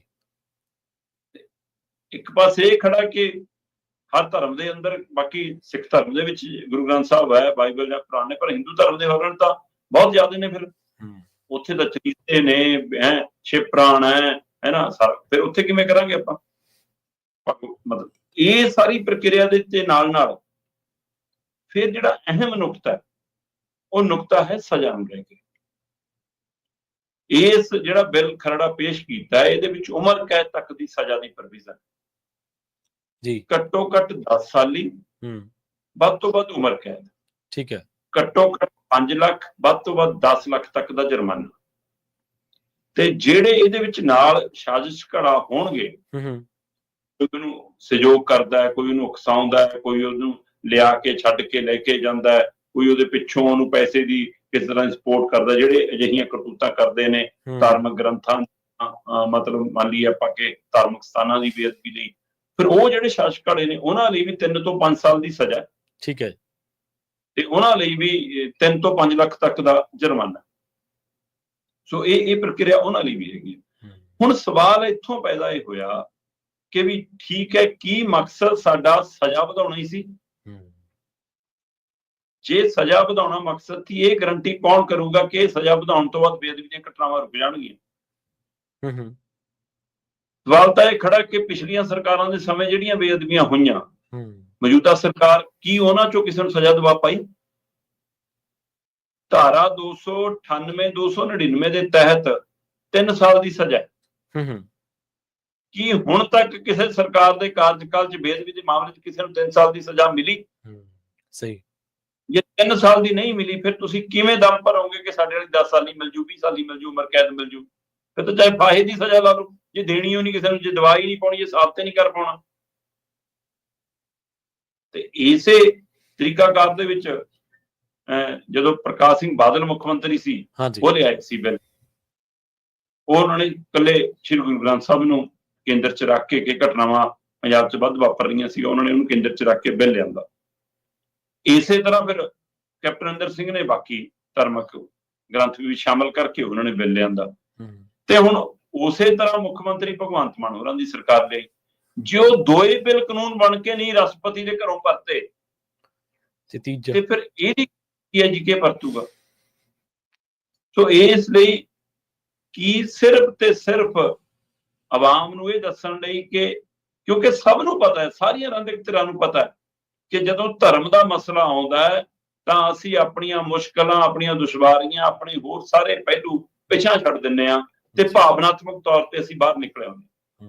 ਸੋ ਕੀ ਇਹ ਸਿਰਫ ਤੇ ਸਿਰਫ ਸਾਡੀਆਂ ਭਾਵਨਾਵਾਂ ਨਾਲ ਖੇਲਣ ਲਈ ਹੈ ਕਿ ਲਓ ਜੀ ਅਸੀਂ ਤਾਂ ਸਖਤ ਬਿੱਲ ਲਿਆਏ, ਅਸੀਂ ਤਾਂ ਕਾਨੂੰਨ ਲਿਆਏ ਜੀ, ਹੁਣ ਇਹ ਮੋਹਰ ਨਹੀਂ ਲੱਗਦੀ ਜੀ, ਪਾਸ ਨਹੀਂ ਹੋ ਕੇ ਆਉਂਦਾ ਜੀ, ਇਹ ਸ਼ਰਾਰਤ ਹੈ, ਸਾਜ਼ਿਸ਼ ਹੈ, ਤਾਂ ਕਿ 2027 ਚ ਅਸੀਂ ਘਰਾਂ ਮੂਹਰੇ ਜਾ ਕੇ ਬੋਲਣ ਜੋਗੇ ਹੋ ਜੀ? ਬਈ ਬਾਈਬਲ ਕਲਾਮ ਬਰਗਾੜੀ ਕਾਂਡ ਦਾ ਇਨਸਾਫ ਕਿੱਥੇ ਹੈ? ਸਹੀ ਗੱਲ ਹੈ, ਬਿਲਕੁਲ। ਸ਼ੁਰੂਆਤ ਮੁੱਖ ਜਿੰਨੀਆਂ ਵੀ ਘਟਨਾ ਵਾਪਰੀਆਂ ਉਹਨਾਂ ਸਾਰਿਆਂ ਚ ਮੁੱਖ ਕੇਂਦਰ ਬਿੰਦੂ ਇਹ ਘਟਨਾ, ਤੇ ਇਸ ਨੂੰ ਕੇਂਦਰ ਚ ਰੱਖ ਕੇ ਇੱਥੇ ਸਿਆਸਤ ਹੁੰਦੀ ਰਹੀ, ਸਰਕਾਰਾਂ ਬਦਲਦੀਆਂ ਰਹੀਆਂ, ਮੁੱਖ ਮੰਤਰੀ ਬਦਲਦੇ ਰਹੇ, ਪਰ ਤੁਹਾਡੇ 3.5 ਸਾਲ ਬਾਅਦ ਵੀ ਉਹਦਾ ਇਨਸਾਫ ਕਿੱਥੇ ਹੈ? ਹੁਣ ਤੁਸੀਂ ਕਹੋਗੇ ਜੀ ਇਹ ਆ ਜਾਵੇ ਫਿਰ ਇਹਦੇ ਰਾਹੀਂ ਮਿਲੂਗਾ। ਸਹੀ। ਤੋ ਇਸ ਲਈ ਇਹ ਬਹੁਤ ਵੱਡਾ ਸਵਾਲ ਹੈ ਕਿ ਕੀ ਸੱਚਮੁੱਚ ਇਹ ਬਿੱਲ ਲੋਕਾਂ ਦੇ ਮਨਾਂ ਨੂੰ ਸਕੂਨ ਦਊਗਾ ਕਿ ਲੈ ਭਾਈ ਹੁਣ ਸਾਡੀਆਂ ਭਾਵਨਾਵਾਂ ਨਾਲ ਖਿਲਵਾੜ ਨਹੀਂ ਹੋਊਗਾ, ਹੁਣ ਸਾਡੀਆਂ ਭਾਵਨਾਵਾਂ ਦਾ ਘਾਣ ਨਹੀਂ ਹੋਊਗਾ, ਹੁਣ ਧਾਰਮਿਕ ਸਥਾਨਾਂ ਦੇ ਉੱਤੇ ਬੇਅਦਬੀ ਨਹੀਂ ਹੋਊਗੀ, ਜਾਂ ਸਿਰਫ ਇਹ ਸਿਆਸੀ ਪੰਨੇ ਨੇ ਕਿ 2 ਪੇਜ ਦਾ ਅਸੀਂ ਵੀ ਤਿਆਰ ਕਰ ਲਿਆ ਜੀ, ਅਸੀਂ ਵੀ ਕਹਿਣ ਹੋ ਜਾਾਂਗੇ ਅਸੀਂ ਵੀ ਉਸ ਲਾਈਨ 'ਚ ਖੜੇ ਹਾਂ, ਅਸੀਂ ਲਿਆਏ ਸੀ ਜੀ, ਹੋਇਆ ਨਹੀਂ ਜੀ, ਹੋਇਆ ਕਿਉਂ ਨਹੀਂ? ਇਹਦੇ ਤੇ ਸੋਚਣਾ ਪਊਗਾ, ਕਿਉਂ ਨਹੀਂ ਕਰਦੇ ਕੇਂਦਰ ਵਾਲੇ? ਉਹਦੇ ਲਈ ਸਾਰੀਆਂ ਤਰ੍ਹਾਂ ਇਕੱਠੀਆਂ ਹੋ ਕੇ ਜੇ ਤੁਸੀਂ ਸਰਬਸੰਮਤੀ ਨਾਲ ਪਾਸ ਹੋ ਜਾਣਾ ਹੈ ਨਾ, ਤੇ ਫਿਰ ਸਰਬਸੰਮਤੀ ਨਾਲ ਉੱਥੇ ਜਾ ਕੇ ਬਹਿੰਦੇ ਕਿਉਂ ਨਹੀਂ? ਸੋ ਇਸ ਲਈ ਇਹ ਆਉਣ ਵਾਲਾ ਸਮਾਂ ਤੈਅ ਕਰੂਗਾ ਕਿ ਇਹ ਬਿੱਲ ਕੋਈ ਗੱਲ ਤਣ ਪੱਤਣ ਵੀ ਲਾ ਪਾਊਗਾ ਜਾਂ ਸਿਰਫ ਆਪਣੀ ਸਿਆਸੀ ਰੋਟੀਆਂ ਸੇਕਣ ਦੇ ਲਈ ਇਹ ਇੱਕ ਪੰਜ ਬਣੂਗਾ। ਬਿਲਕੁਲ ਜੀ, ਕਈ ਵਾਰੀ ਸਿਆਸਤ ਇਹ ਚਾਹੁੰਦੀ ਹੁੰਦੀ ਨਾ ਵੀ ਜਿਹੜਾ ਕੁਝ ਨਹੀਂ ਹੋ ਸਕਿਆ ਜਾਂ ਜਿਹੜਾ ਦੂਜੀਆਂ ਧਿਰਾਂ ਨੇ ਕੀਤਾ ਅਸੀਂ ਉਹਦੇ ਬਰਾਬਰ ਤਾਂ ਕੁਝ ਕਰ ਸਕੀਏ। ਜੇਕਰ ਬੇਅਦਬੀ ਮਾਮਲਿਆਂ ਤੇ ਸਖਤ ਸਜ਼ਾ ਚਾਹੀਦੀ ਹੈ, ਬੇਅਦਬੀ ਮਾਮਲਿਆਂ ਤੇ ਰੋਕ ਤਾਂ ਸਭ ਤੋਂ ਪਹਿਲਾਂ ਕੰਮ ਸਰਕਾਰਾਂ ਦਾ ਹੀ ਹੈ ਨਾ। ਪਹਿਲਾਂ ਰੋਕ ਲੱਗੇ, ਫਿਰ ਜਿਹੜੇ ਲੋਕਾਂ ਨੇ ਇਸ ਤਰ੍ਹਾਂ ਦੇ ਬੱਜਰ ਗੁਨਾਹ ਕੀਤੇ ਆ ਉਹਨਾਂ ਨੂੰ ਸਜ਼ਾਵਾਂ ਹੋਣ, ਮਿਸਾਲੀ ਹੋਣ, ਫੋਲੋਅਪ ਹੋਵੇ ਮਾਮਲਿਆਂ ਦਾ, ਤਾਂ ਇੰਨੀ ਸਿਆਸਤ ਕਰਨ ਦੀ ਤਾਂ ਲੋੜ ਹੀ ਨਹੀਂ ਪੈਣੀ, ਉਸ ਤਾਂ ਇਦੋਂ ਅੱਧੇ ਐਫਰਟ ਨਾਲ ਹੀ ਸਰ ਜੂਗਾ। ਪਰ ਕਿਉਂਕਿ ਜਿਵੇਂ ਤੁਸੀਂ ਬੜੀ ਤਫਸੀਲ ਦੇ ਨਾਲ ਦੱਸਿਆ ਵੀ ਉਹ ਜਦੋਂ ਲੋਕਾਂ ਦੇ ਥੜੇ ਤੇ ਚੜ੍ਹਨਗੇ ਤੇ ਫਿਰ ਉਹਨਾਂ ਨੇ ਕੁਛ ਤਾਂ ਪੁੱਛਣਾ ਹੀ ਹੈ, ਤੇ ਉਹਦੇ ਵਿੱਚੋਂ ਇਹੀ ਗੱਲ ਨਿਕਲ ਆਊਗੀ ਜੀ ਅਸੀਂ ਜੀ ਸਖਤ ਕਾਨੂੰਨ ਬਣਾਇਆ। ਤੇ ਉਹ ਗੱਲ ਤੁਹਾਡੀ ਬਿਲਕੁਲ ਜਾਇਜ਼ ਆ ਵੀ ਜੇਕਰ ਸਖਤ ਕਾਨੂੰਨ ਤਾਂ ਬਣਾਤਾ, ਪਰ ਬਾਈਬਲ ਤੇ ਬਰਗਾੜੀ ਦਾ ਜਿਹੜਾ ਲੋਕਾਂ ਨੂੰ ਇਨਸਾਫ ਦੇਣਾ ਕੋਟਕਪੂਰਾ ਗੋਲੀ ਕਾਂਡ ਦਾ, ਉਹ ਕਿੱਥੇ ਆ? ਫਿਰ ਉਹ ਤੁਹਾਡੀ ਸਿਆਸਤ ਦੀ ਭੇਂਟ ਚੜ੍ਹ ਗਿਆ, ਫਿਰ ਸਾਨੂੰ ਇਹੀ ਕਹਿਣਾ ਪਊਗਾ। ਅਗਲੀ ਗੱਲ ਕਰੀਏ ਸ਼ਰਮਾ ਜੀ ਇੱਕ ਅਹਿਮ ਪੰਥਕ ਮਾਮਲੇ ਦੀ। ਪਿਛਲੇ ਕਈ ਹਫ਼ਤਿਆਂ ਤੋਂ ਕਹਿ ਲਓ ਆਪਾਂ ਇਹਦੇ ਉੱਤੇ ਚਰਚਾ ਕਰ ਰਹੇ ਹਾਂ, ਲਗਭਗ 2-3 ਹਫ਼ਤਿਆਂ ਤੋਂ ਸਿੱਖ ਬੁੱਧੀਜੀਵੀਆਂ, ਸਿੱਖ ਚਿੰਤਕਾਂ ਦੇ ਲਈ ਇੱਕ ਵੱਡਾ ਸਵਾਲ ਦੇ ਰੂਪ ਦੇ ਵਿੱਚ ਇਹ ਘਟਨਾ ਜਿਹੜੀ ਹੈ, ਇਹ ਪੂਰਾ ਮਾਮਲਾ ਖੜਾ ਸੀਗਾ। ਤਖ਼ਤ ਸਾਹਿਬਾਨ ਦੇ ਵਿਚਾਲੇ ਜਿਹੜਾ ਜਥੇਦਾਰ ਸਾਹਿਬਾਨ ਨੂੰ ਇੱਕ ਦੂਜੇ ਨੂੰ ਤਲਬ ਕਰਨ ਦੀ ਜਿਹੜੀ ਘਟਨਾ ਸੀਗੀ, ਉਹਨੂੰ ਲੈ ਕੇ ਸਿੱਖ ਚਿੰਤਕ, ਸਿੱਖ ਬੁੱਧੀਜੀਵੀ ਖਾਸੇ ਤੌਖਲਿਆਂ ਦੇ ਵਿੱਚ ਸਨ। ਪਰ ਹੁਣ ਫਿਲਹਾਲ ਸਕੂਨ ਦੇਣ ਵਾਲੀ ਗੱਲ ਇਹ ਹੈ ਕਿ ਇਹ ਟਕਰਾਅ ਜਿਹੜਾ ਕਿ ਕਾਫੀ ਵੱਡਾ ਸੀਗਾ ਤੇ ਸ੍ਰੀ ਅਕਾਲ ਤਖ਼ਤ ਸਾਹਿਬ ਨੂੰ ਜਿਹੜਾ ਕਿ ਸਰਵਉੱਚ ਮੰਨਿਆ ਜਾਂਦਾ, ਕਿਹਾ ਜਾਂਦਾ, ਉਹਨੂੰ ਚੁਣੌਤੀ ਵਾਂਗ ਸੀਗਾ, ਉਹ ਇੱਕ ਵਾਰ ਟਲ ਗਿਆ ਜੀ। ਬਿਲਕੁਲ ਪ੍ਰਵੀਨ ਜੀ, ਇਸ ਨੂੰ ਤੁਸੀਂ ਰਾਹਤ ਵਾਲੀ ਖਬਰ ਵਜੋਂ ਲੈ ਸਕਦੇ ਹੋ ਜੀ ਕਿ ਇੱਕ ਤਖਤਾਂ ਵਿਚਾਲੇ ਟਕਰਾਅ, ਇੱਕ ਹੁਕਮਨਾਮਿਆਂ ਦਾ ਟਕਰਾਅ, ਜਥੇਦਾਰ ਸਾਹਿਬਾਨ ਦਾ ਟਕਰਾਅ ਜੀ ਹੈ ਨਾ, ਪੰਥਕ ਧਿਰਾਂ ਦਾ ਟਕਰਾਅ, ਇਹਦੇ ਵਿੱਚ ਜੇ ਖੜੋਤ ਆਈ ਆ ਤਾਂ ਇਹ ਚੰਗਾ ਸੰਕੇਤ। ਹੁਣ ਇਹ ਸਾਰੀ ਪ੍ਰਕਿਰਿਆ ਨੂੰ ਜੇਕਰ ਨਜ਼ਰਸਾਨੀ ਕਰਨੀ ਹੋਵੇ ਤਾਂ ਆਪਾਂ ਲਗਭਗ ਪਿਛਲੇ ਹਫ਼ਤੇ ਗੱਲ ਕਰ ਚੁੱਕੇ ਹਾਂ ਕਿ ਮਾਮਲਾ ਬਹੁਤ ਨੇੜੇ ਲੱਗ ਗਿਆ ਸੀ ਜੀ, ਮਾਮਲਾ ਨਿਬੜਨ ਕਿਨਾਰੇ ਸੀ। ਕਿਹਨੇ ਦੁਆਰਾ ਇਸ ਨੂੰ ਫਿਰ ਦੂਰ ਕੀਤਾ, ਕਿਹਨੇ ਨਹੀਂ ਹੋਣ ਦਿੱਤਾ, ਤੇ ਚਲੋ ਉਹ ਹਫ਼ਤਾ ਖੰਡ ਚ ਪੈ ਕੇ ਫਿਰ ਦੁਬਾਰਾ ਨੇੜੇ ਲੱਗਿਆ ਤੇ ਮਾਮਲਾ ਹੁਣ ਨਿਬੜ ਗਿਆ। ਹੁਣ ਇਹ ਨਿਬੜੇ ਮਾਮਲੇ ਦੀਆਂ ਜੇ ਆਪਾਂ ਇਸ ਨੂੰ ਇਸ ਤਰ੍ਹਾਂ ਪੁਨਛਾਣ ਕਰਨਾ ਹੋਵੇ ਤਾਂ ਇਹ ਦੇਖਣ ਵਾਲੀ ਗੱਲ ਹੈ ਕਿ ਜਥੇਦਾਰ ਗਿਆਨੀ ਕੁਲਦੀਪ ਸਿੰਘ ਗੜਗਾਛੋਰਾ ਨੇ ਪੰਜ ਸਿੰਘ ਸਭਾ ਦੀ ਬੈਠਕ ਦੇ ਵਿੱਚ ਜਿਹੜੇ ਤਖ਼ਤ ਸ੍ਰੀ ਪਟਨਾ ਸਾਹਿਬ ਦੇ ਜਥੇਦਾਰ ਰਹੇ ਰਣਜੀਤ ਸਿੰਘ ਗੌਹਰ, ਉਹਨਾਂ ਦੇ ਮਾਮਲੇ ਤਖ਼ਤ ਸ੍ਰੀ ਪਟਨਾ ਸਾਹਿਬ ਤੋਂ ਜਿਹੜਾ ਫੈਸਲਾ ਆਇਆ ਵਾ ਸੀ, ਉਹਨਾਂ ਨੂੰ ਬਾਹਰ ਕੀਤਾ ਗਿਆ ਸੀ, ਉਹਨਾਂ ਨੂੰ ਕਿਸੇ ਮੁੱਖ ਧਾਰਾ ਸ਼ਾਮਲ ਨਹੀਂ ਕੀਤਾ ਜਾ ਰਿਹਾ ਸੀ, ਉਹਨਾਂ ਨੂੰ ਇੱਥੇ ਤੁਸੀਂ ਤਨਖਾਹ ਲਾਈ ਤੇ ਤਨਖਾਹ ਪੂਰੀ ਕਰਾਈ ਤੇ ਮਾਫੀ ਦਿੱਤੀ, ਚਲੋ ਜੀ ਹੋ ਗਿਆ। ਇੱਥੋਂ ਟਕਰਾਅ ਸ਼ੁਰੂ ਹੋਇਆ। ਇੱਥੋਂ ਇਹ ਪ੍ਰਕਿਰਿਆ ਆਈ ਕਿ ਵੀ ਉੱਥੋਂ ਦੇ ਮਸਲੇ ਜੀ ਇੱਥੇ ਨਹੀਂ ਆਉਣੇ ਚਾਹੀਦੇ ਜੀ, ਇਹ ਵਿਧੀ ਵਿਧਾਨ ਪਹਿਲਾਂ ਬਣਿਆ ਜੀ, ਇਹ ਤੈਅ ਹੋਇਆ ਜੀ ਕਿ ਜਿਹੜੇ ਕੌਮੀ ਮਸਲੇ ਹੋਣਗੇ, ਸਾਂਝੇ ਮਸਲੇ ਹੋਣਗੇ, ਉਹ ਸ਼੍ਰੀ ਅਕਾਲ ਤਖਤ ਸਾਹਿਬ ਤੇ, ਤੇ ਜਿਹੜੇ ਸਥਾਨਕ ਮਸਲੇ ਹੋਣਗੇ ਆਪਣੇ ਆਪਣੇ ਤਖਤਾਂ ਤੇ। ਸੋ ਇਸ ਨੂੰ ਲੈ ਕੇ ਫਿਰ ਤਖਤ ਸ੍ਰੀ ਪਟਨਾ ਸਾਹਿਬ ਵੱਲੋਂ ਆ ਗਿਆ ਸੀਗਾ ਫਰਮਾਨ ਕਿ ਜੀ ਅਸੀਂ ਦੋਵੇਂ ਜਥੇਦਾਰ, ਸ਼੍ਰੀ ਅਕਾਲ ਤਖਤ ਸਾਹਿਬ ਦੇ ਕਾਰਜਕਾਰੀ ਵੀ, ਦਮਦਮਾ ਸਾਹਿਬ ਦੇ ਜਥੇਦਾਰ ਵੀ, ਇਹਨਾਂ ਨੂੰ ਤਨਖਾਹੀਆ ਕਰਾ ਦਿੰਦੇ ਆ, ਸੁਖਬੀਰ ਬਾਦਲ ਨੂੰ ਤਲਬ ਕਰਦੇ ਆ। ਸੁਖਬੀਰ ਬਾਦਲ ਨਹੀਂ ਗਏ ਜੀ, ਉਹਨਾਂ ਨੇ ਤਰੀਕ ਵਧਾਤੀ। ਇੱਧਰੋਂ ਪੰਜ ਪਿਆਰਿਆਂ ਨੇ ਕਹਿਤਾ ਵੀ ਤੁਹਾਡੇ ਵਾਲਾ ਹੁਕਮ ਸਾਨੂੰ ਪ੍ਰਵਾਨ ਨਹੀਂ, ਉਧਰੋਂ ਉਹਨਾਂ ਸੁਖਬੀਰ ਬਾਦਲ ਦੀ ਦੁਬਾਰਾ ਤਲਬ ਕਰਨ ਦੇ ਹੁਕਮ ਦਿੱਤੇ। ਇੱਧਰੋਂ ਜਦੋਂ ਨਹੀਂ ਗੱਲ ਬਣੀ ਤੇ ਵਿੱਚ ਵਿਚਾਲੇ ਧਾਮੀ ਹੋਰਾਂ ਨੇ ਖੂਬ ਰੋਲ ਨਿਭਾਇਆ, ਕਮੇਟੀ ਭੇਜੀ, ਬੰਦੇ ਭੇਜੇ। ਜਦੋਂ ਲੱਗ ਰਿਹਾ ਸੀ ਗੱਲ ਬਣ ਰਹੀ ਆ, ਅਚਾਨਕ ਹੁਕਮ ਆ ਗਿਆ ਕਿ ਚੱਕੋ ਅਸੀਂ ਸੁਖਬੀਰ ਬਾਦਲ ਨੂੰ ਤਨਖਾਹੀਆ ਕਰਾਰ ਦਿੰਦੇ ਆ, ਇਹ ਕਹਿੰਦੇ ਚੱਕੋ ਅਸੀਂ ਤੁਹਾਡੀ ਕਮੇਟੀ ਨੂੰ ਤਨਖਾਹੀਆ ਕਰਾਰ ਦਿੰਦੇ ਆ, ਹੈ ਨਾ। ਸੋ ਇੱਕ ਦਿਨ ਚ ਤਿੰਨ ਫੈਸਲੇ ਆਏ ਇੱਧਰੋਂ ਉੱਧਰੋਂ। ਸੋ ਇਹ ਸਾਰਾ ਟਕਰਾਅ ਜਦੋਂ ਸਿਖਰ ਵੱਲ ਜਾ ਰਿਹਾ ਸੀ ਤਾਂ ਬਿਲਕੁਲ ਪੰਥਕ ਧਿਰਾਂ ਨੂੰ ਫਿਕਰ ਸੀ, ਤੇ ਇਸ ਨੂੰ ਟਾਲਣ ਦੇ ਵਿੱਚ ਜੇਕਰ ਕਿਸੇ ਨੇ ਬਹੁਤ ਚੰਗਾ ਰੋਲ ਨਿਭਾਇਆ ਤਾਂ ਉਹ ਐਡਵੋਕੇਟ ਹਰਜਿੰਦਰ ਸਿੰਘ ਧਾਮੀ ਹੈ, ਜਿਹੜੇ ਪਰਦੇ ਸਾਹਮਣੇ ਨਹੀਂ ਆਏ। ਠੀਕ ਹੈ। ਪਿੱਛੋਂ ਤੇ ਜਦੋਂ ਮਾਮਲਾ ਸੈਟਲ ਹੋ ਗਿਆ ਤਦ ਜਥੇਦਾਰ ਗਿਆਨੀ ਕੁਲਦੀਪ ਸਿੰਘ ਗੜਗੱਜ ਨੂੰ ਹੀ ਸਾਹਮਣੇ ਲਿਆਂਦਾ ਗਿਆ। ਉਹਨਾਂ ਰਾਹੀਂ ਇਹ ਕਿਹਾ ਗਿਆ ਕਿ ਭਾਈ ਆ ਜਿਹੜੇ ਵੀ ਟਕਰਾਅ ਸੀਗੇ ਉਹ ਨਿਬੜ ਗਏ ਨੇ। ਸ਼੍ਰੀ ਪਟਨਾ ਸਾਹਿਬ ਦੀ ਕਮੇਟੀ ਨੇ ਖਿਮਾ ਜਾਚਨਾ ਵੀ ਭੇਜ ਦਿੱਤੀ ਆ। ਉਹਨਾਂ ਨੇ ਸ਼੍ਰੀ ਅਕਾਲ ਤਖਤ ਸਾਹਿਬ ਦੇ ਉੱਤੇ ਆਪਣਾ ਭਰੋਸਾ ਵੀ ਬਾਹਰ ਕੀਤਾ। ਉਹਨਾਂ ਨੇ ਇਹ ਵੀ ਕਿਹਾ ਕਿ ਸਾਡੇ ਜਿੰਨੇ ਹੁਕਮਨਾਮੇ ਜਾਰੀ ਹੋਏ ਸੀ ਇਸ ਪ੍ਰਕਿਰਿਆ ਉਹ ਅਸੀਂ ਸਾਰੇ ਵਾਪਸ ਲੈਂਦੇ ਆ ਜੀ। ਤੇ ਇਸ ਲਈ ਅਸੀਂ ਵੀ ਇਹ ਕਹਿੰਦੇ ਫੈਸਲਾ ਕੀਤਾ ਕਿ ਰਣਜੀਤ ਸਿੰਘ ਗੌਹਰ ਨੂੰ ਹਦਾਇਤ ਹੋ ਗਈ ਹੈ ਕਿ ਜੇ ਉਹ ਅਦਾਲਤੀ ਪ੍ਰਕਿਰਿਆ ਚ ਪਏ ਨੇ ਉਹ ਸਾਰੀਆਂ ਪਟੀਸ਼ਨਾਂ ਵਾਪਸ ਲੈਣ, ਸ਼ਿਕਾਇਤਾਂ ਦਿੱਤੀਆਂ ਉਹ ਵਾਪਸ ਲੈਣ, ਤੇ ਜਿਹੜਾ ਉਹ ਬਿਆਨਬਾਜ਼ੀ ਉਹ ਮੀਡੀਆ ਸਾਹਮਣੇ ਨਾ ਕਰਨ। ਤੇ ਪਟਨਾ ਸਾਹਿਬ ਦੀ ਕਮੇਟੀ ਨੂੰ ਬੇਨਤੀ ਹੈ ਕਿ ਉਹਨਾਂ ਦੇ ਜਿਹੜੇ ਪੱਤੇ ਅਦਾਇਗੀਆਂ ਕੁਝ ਰਹਿੰਦੀਆਂ ਨੇ ਉਹ ਪੂਰੇ ਕਰਕੇ ਉਹਨਾਂ ਨੂੰ ਫਾਰਗ ਕੀਤਾ ਜਾਵੇ। ਸੋ ਜੇ ਭਾਈ ਤਨਖਾਹਾਂ ਪੱਤੇ ਦਿਵਾਣੇ ਸੀ ਜਥੇਦਾਰ ਗਿਆਨੀ ਕੁਲਦੀਪ ਸਿੰਘ ਗੜਗੱਜ ਵੈਸੇ ਫੋਨ ਕਰ ਲੈਂਦੇ। ਹਾਂਜੀ ਬਿਲਕੁਲ, ਮੇਰੇ ਬਹਾਲ ਕਰ ਦਿਓ, ਇਹ ਨਿਬੇੜ ਦੋ, ਚਲੋ ਵੀ ਬੰਦੇ ਨੂੰ ਤੁਸੀਂ ਕੋਈ ਅਹੁਦਾ ਦੇਣਾ ਨਹੀਂ ਦੇਣਾ, ਚਲੋ ਇਹਨੂੰ ਮੁੱਖ ਧਾਰਾ ਚ ਤਾਂ ਰਹਿਣ ਦੋ, ਕੋਈ ਵਿਚਾਰ ਕਰ ਲੈਂਦੇ। ਸਹੀ। ਕੀ ਸਿਰਫ ਇਸ ਚੱਕਰ ਚ ਕਿ ਰਣਜੀਤ ਸਿੰਘ ਗੌਹਰ ਨੇ ਗਿਆਨੀ ਹਰਪ੍ਰੀਤ ਸਿੰਘ ਖਿਲਾਫ ਮੋਰਚਾ ਖੋਲ ਰਿਹਾ ਸੀ, ਬਾਦਲ ਧਿਰ ਨੂੰ ਸੂਟ ਕਰਦਾ ਸੀ, ਉਹਦਾ ਨਾਮ ਦੇਣ ਲਈ ਉਹ ਸਾਰਾ ਕੁਝ ਕਰ ਲਿਆ।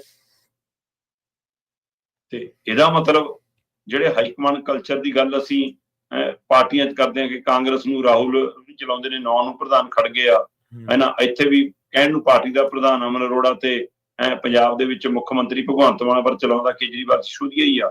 ਵੀ ਉਹੀ ਹਾਈਕਮਾਂਡ ਕਲਚਰ ਇੱਥੇ ਵੀ ਆ ਕਿ ਐਸੀ ਦਾ ਪ੍ਰਧਾਨ ਧਾਮੀ ਹੋਵੇ, ਜਥੇਦਾਰ ਸਾਹਿਬ ਯਾਨੀ ਕੁਲਦੀਪ ਸਿੰਘ ਗੜਗੱਜ ਹੋਣ, ਪਰ ਚਲਾਉਂਦਾ ਹਾਈਕਮਾਂਡ ਹੈ। ਜੋ ਉਹਦਾ ਹੁਕਮ ਆ ਗਿਆ ਤਾਂ ਇਹਨੂੰ ਟੰਗ ਲਓ, ਨਾ ਹੁਕਮ ਆ ਗਿਆ ਤਾਂ ਨਾ ਟੰਗੋ। ਸੋ ਇਸ ਪ੍ਰਕਿਰਿਆ ਨੇ ਇਹ ਵੀ ਪਹਿਲੂ ਸਾਹਮਣੇ ਵਾਲੇ। ਚਲੋ ਸੁਖਾਵਾਂ ਪਾ ਲੈ ਕੇ ਮਸਲਾ ਹੱਲ ਹੋ ਗਿਆ, ਫਿਲਹਾਲ ਇਹ ਟਲ ਗਿਆ, ਅਮਨ ਸ਼ਾਂਤੀ ਪਰਤ ਗਈ। ਪਰ ਜਿਹੜਾ ਇਹ ਕਹਿ ਕੇ ਕਿਹਾ ਗਿਆ ਕਿ ਜੀ ਅਸੀਂ ਕੌਮ ਦੀਆਂ ਭਾਵਨਾਵਾਂ ਨੂੰ ਧਿਆਨ ਚ ਰੱਖਦੇ, ਕੌਮ ਦੇ ਵੱਡੇ ਹਿੱਤਾਂ ਨੂੰ ਧਿਆਨ ਚ ਰੱਖਦਿਆਂ ਇਹ ਪਹਿਲ ਕਦਮੀ ਕੀਤੀ ਹੈ। ਵੀ ਜਿੱਦਣ ਇਹ ਪਹਿਲ ਕਦਮੀ ਸ਼ੁਰੂ ਕੀਤੀ ਸੀ ਉਦੋਂ ਕੌਮ ਦੇ ਹਿੱਤ ਧਿਆਨ ਚ ਨਹੀਂ ਸੀ। ਬਿਲਕੁਲ ਜੀ, ਉਦੋਂ ਕੌਮ ਦਾ ਫਿਕਰ ਨਹੀਂ ਸੀ। ਜਦੋਂ ਅਸੀਂ ਇੱਕ ਦੂਜੇ ਬਾਰੇ ਏਦਾਂ ਹੁਕਮਨਾਮੇ ਜਾਰੀ ਕਰਦੇ ਹਾਂ ਉਦੋਂ ਨਹੀਂ ਚੇਤੇ ਆਉਂਦਾ ਕਿ ਮਜ਼ਾਕ ਉੱਡ ਰਿਹਾ ਸਾਡਾ। ਸਹੀ, ਅਸੀਂ ਕੀ ਉਦਾਹਰਨ ਪੇਸ਼ ਕਰ ਰਹੇ ਹਾਂ, ਉਸ ਦਿਨ ਵੀ ਇਹ ਧਿਆਨ ਰੱਖਣ ਦੀ ਜ਼ਰੂਰਤ ਹੁੰਦੀ ਹੈ। ਸੋ ਚਲੋ, ਪਰ ਇਹ ਜੋ ਹੋਇਆ ਠੀਕ ਹੋਇਆ ਜੀ। ਬਿਲਕੁਲ, ਟਕਰਾਅ ਟਲ ਗਿਆ, ਚਲੋ ਚੰਗਾ ਹੀ ਹੈ। ਇਸ ਤੋਂ ਬਿਹਤਰ ਕੀ ਹੈ ਵੀ ਚਲੋ ਦੋ ਸੰਸਥਾਵਾਂ ਦੇ ਵਿਚਾਲੇ ਜਿਹੜਾ ਟਕਰਾਅ ਸੀਗਾ ਉਹ ਟਲ ਗਿਆ। ਪਰ ਇਹ ਤੁਹਾਡੀ ਗੱਲ ਬਿਲਕੁਲ ਜਾਇਜ਼ ਆ ਵੀ ਇਹਨੂੰ ਪਹਿਲਾਂ ਹੀ ਜੇ ਇੰਨਾ ਕੁਛ ਕਰਨ ਤੋਂ ਪਹਿਲਾਂ ਹੀ ਜੇ ਸਿੱਧੇ ਕਿਹਾ ਜਾਂਦਾ ਵੀ ਮੇਰੇ ਤਨਖਾਹਾਂ ਭੱਤੇ ਬਹਾਲ ਕਰ ਦਿਓ ਤਾਂ ਉਹ ਫਿਰ ਸ਼ਾਰਟਕੱਟ ਹੋ ਜਾਂਦਾ ਤੇ ਨਾਲੇ ਲੋਕਾਂ ਨੂੰ ਇੰਨੀ ਚਿੰਤਾ ਨਾ ਕਰਨੀ ਪੈਂਦੀ। ਕਾਂਗਰਸੀਆਂ ਦੀ ਗੱਲ ਕਰੀਏ, ਲੈਂਡ ਪੂਲਿੰਗ ਨੀਤੀ ਦੇ ਉੱਤੇ ਵਿਰੋਧ ਕਰ ਰਿਹਾ ਪੰਜਾਬ ਦਾ ਕਿਸਾਨ ਵੀ। ਸੁਖਬੀਰ ਬਾਦਲ ਨੂੰ ਵੀ ਇਸ ਮਾਮਲੇ ਦੇ ਉੱਤੇ ਐਕਟਿਵ ਹੋਣਾ ਪਿਆ ਕਿਉਂਕਿ ਕਿਸਾਨੀ ਬਿੱਲਾਂ ਵੇਲੇ ਕੰਨਾਂ ਨੂੰ ਹੱਥ ਲੱਗ ਚੁੱਕੇ ਨੇ। ਲੈਂਡ ਪੂਲਿੰਗ ਦੇ ਵਿਰੋਧ ਦੇ ਵਿੱਚ ਤਾਂ ਨਿਤਰੇ ਆ ਪਰ ਕਈ ਖਦਸ਼ੇ ਵੀ ਬਰਕਰਾਰ ਨੇ। ਪ੍ਰਵੀਨ ਜੀ, ਕਾਂਗਰਸ ਅਜੇ ਵੀ ਗਰੰਟਡ ਲੈ ਰਹੀ ਹੈ ਕਿ ਅਸੀਂ ਜਿੱਤਣਾ 2027 ਚ। ਬਿਲਕੁਲ ਬਿਲਕੁਲ ਜੀ, ਇਹ ਤਾਂ ਮੰਨ ਕੇ ਚੱਲੀ ਜਾਂਦੇ ਨੇ। ਇਸ ਗਰੰਟਡ ਦੇ ਚੱਕਰ ਚ ਉਹ ਦੁਵਿਧਾ ਚ ਆ ਜਾਂਦੀ ਹੈ ਛੇਤੀ ਉਹ ਕਿ ਇਸ ਮੁੱਦੇ ਨੂੰ ਕਿੰਨਾ ਕੁ ਛੂਈਏ, ਇਕੱਲਾ ਟਵੀਟ ਤੱਕ ਰੱਖੀਏ, ਇਕੱਲਾ ਬਿਆਨ ਤੱਕ ਰੱਖੀਏ, ਇਕੱਲਾ ਮੀਡੀਆ ਪ੍ਰੈਸ ਕਾਨਫਰੰਸ ਤੱਕ ਰੱਖੀਏ ਜਾਂ ਧਰਾਤਲ ਤੇ ਵੀ ਜਾਈਏ। ਲੈਂਡ ਪੂਲਿੰਗ ਮਾਮਲੇ ਤੇ ਜਥੇਬੰਦੀਆਂ ਦੇਰ ਨਾਲ ਸਾਹਮਣੇ ਆਈਆਂ। ਹਾਂਜੀ, ਸੁਖਬੀਰ ਬਾਦਲ ਵਾਲੀ ਤੇ ਸਭ ਤੋਂ ਪਹਿਲਾਂ ਸਾਹਮਣੇ ਆਈ ਸੀ, ਰਾਜਨੀਤਿਕ ਵਿੱਚੋਂ ਪਹਿਲ ਕਦਮੀ ਕੀਤੀ ਤੇ ਕਾਂਗਰਸੀਆਂ ਨਾਲ ਤਾਂ ਬਾਜੀ ਬੀਜੇਪੀ ਵਾਲੇ ਵੀ ਮਾਰ ਗਏ ਇਸ ਮਸਲੇ ਤੇ ਆਮ ਆਦਮੀ ਪਾਰਟੀ ਤਾਂ ਉਹ ਹੈ ਜਿਹੜੀ ਲੈਂਡ ਪੂਲਿੰਗ ਲੈ ਕੇ ਆਈ ਹੈ। ਇਹ 'ਚ ਕੋਈ ਦੋ ਰਾਏ ਨਹੀਂ ਕਿ ਲੈਂਡ ਪੂਲਿੰਗ ਵਰਗੀ ਪਾਲਿਸੀ ਬਾਦਲਾਂ ਦੇ ਰਾਜ 'ਚ ਵੀ ਤੇ ਕਾਂਗਰਸੀਆਂ ਦੇ ਰਾਜ 'ਚ ਵੀ ਪੰਜਾਬ 'ਚ ਆਈ ਹੈ। ਉਸ ਸਮੇਂ ਕਿਸਾਨ ਵੀ ਵੱਖ-ਵੱਖ ਹੁੰਦਾ ਸੀ ਕਿ ਲੈ ਮੇਰਾ ਕਿੱਲਾ 1.5 ਕਰੋੜ ਦਾ ਹੋ ਗਿਆ, 2 ਕਰੋੜ ਦਾ ਹੋ ਗਿਆ, 3 ਕਰੋੜ ਦਾ ਹੋ ਗਿਆ। ਪਰ ਹੁਣ ਪੰਜਾਬ ਦੇ ਕਿਸਾਨਾਂ ਨੂੰ ਸਮਝ ਆਈ ਹੈ ਕਿ ਬਈ ਜੇ ਆਹ ਮਿੱਟੀ ਉਹ ਨਾ ਰਹੀ ਸਾਡੇ ਕੋਲ, ਫਿਰ ਸਾਡੇ ਕੋਲ ਕੁਛ ਜ਼ਮੀਨ ਹੈ ਸਾਡੇ ਪੈਰਾਂ ਹੇਠੋਂ ਖਿੱਚ ਲਈ, ਫਿਰ ਸਾਡੇ ਕੋਲ ਕੁਛ ਨਹੀਂ। ਇਹ ਇਕੱਲੇ ਕਿਸਾਨਾਂ ਦਾ ਮਸਲਾ ਨਹੀਂ, ਹੁਣ ਪੰਜਾਬ ਦਾ ਮਸਲਾ ਜੀ ਜੀ, ਇਹ ਪਿੰਡ ਬਚਾਉਣ ਦਾ ਮਸਲਾ ਹੈ। ਇਹ ਖੇਤ ਬਚਾਉਣ ਦੇ ਨਾਲ ਪਿੰਡ ਬਚਾਉਣ ਦਾ। ਜੇ ਖੇਤ ਗਏ ਤਾਂ ਪਿੰਡ ਗਿਆ, ਬਿਲਕੁਲ ਸਹੀ, ਤੇ ਪਿੰਡ ਪੰਜਾਬ ਗਿਆ। ਸਹੀ ਹੈ। ਸੋ ਇਸ ਲਈ ਪੰਜਾਬ ਦੀ ਉਸ ਬਣਤਰ ਨੂੰ, ਉਸ ਰੂਪ ਰੰਗ ਨੂੰ ਬਹਾਲ ਰੱਖਣ ਦੇ ਲਈ ਇਹ ਲੈਂਡ ਪੂਲਿੰਗ ਦੀ ਲੜਾਈ ਵੱਡੀ ਹੋਣੀ ਹੈ। ਔਰ ਮੈਂ ਪਹਿਲੇ ਦਿਨ ਤੋਂ ਕਹਿੰਦਾ ਆ ਰਿਹਾ ਕਿ ਲੈਂਡ ਪੂਲਿੰਗ ਵਾਲਾ ਮਸਲਾ ਪੰਜਾਬ ਦੇ ਲਈ 3 ਖੇਤੀ ਕਾਨੂੰਨ ਵਰਗਾ ਮਸਲਾ ਹੈ। ਇਹ ਉਸੇ ਤਰ੍ਹਾਂ ਜ਼ਮੀਨਾਂ ਖੋਹਣ ਵਾਲੀ ਪ੍ਰਕਿਰਿਆ ਜੀ ਜੀ, ਤੇ ਇਸੇ ਦੇ ਵਿੱਚੋਂ ਮੈਨੂੰ ਫਾਰਮੂਲਾ ਵੀ ਇਹਦਾ ਲੱਗੇਦਾ ਕਿ ਜਿਹੜੀਆਂ ਇਹ ਕਹਿੰਦੇ 4 ਨਹਿਰਾਂ ਦੇ ਲਈ ਵੀ ਜ਼ਮੀਨਾਂ ਇੱਕ ਵਾਰ ਹੋਣੀਆਂ ਤੇ ਪਤਾ ਨਹੀਂ ਕਿਉਂ ਦੇਣੀਆਂ ਫਿਰ ਉਹ। ਸਹੀ ਗੱਲ ਹੈ ਬਿਲਕੁਲ। ਇਹ ਸਾਰੇ ਜਿਹੜੇ ਖਦਸ਼ੇ ਖੜੇ ਨੇ ਉਹਦੇ ਵਿੱਚ ਕਾਂਗਰਸ ਸਭ ਤੋਂ ਦੇਰ ਨਾਲ ਸਾਹਮਣੇ ਆਈ, ਕਿਉਂਕਿ ਪਹਿਲਾਂ ਲੱਗਦਾ ਸੀ ਕਿ ਬਈ ਕਿਤੇ ਸ਼ਹਿਰੀ ਵਰਗ, ਵਪਾਰੀ ਵਰਗ ਨਾ ਸਾਡੇ ਨਾਲ ਨਾਰਾਜ਼ ਹੋ ਜਾਵੇ, ਉਸਰਨੀਆਂ ਕਲੋਨੀ ਵਾਲੇ ਨਾਰਾਜ਼ ਹੋ ਜਾਣ, ਫੰਡ ਫੁੰਡ ਉੱਥੋਂ ਵੀ ਲੈਣਾ ਹੁੰਦਾ ਹੈ ਨਾ।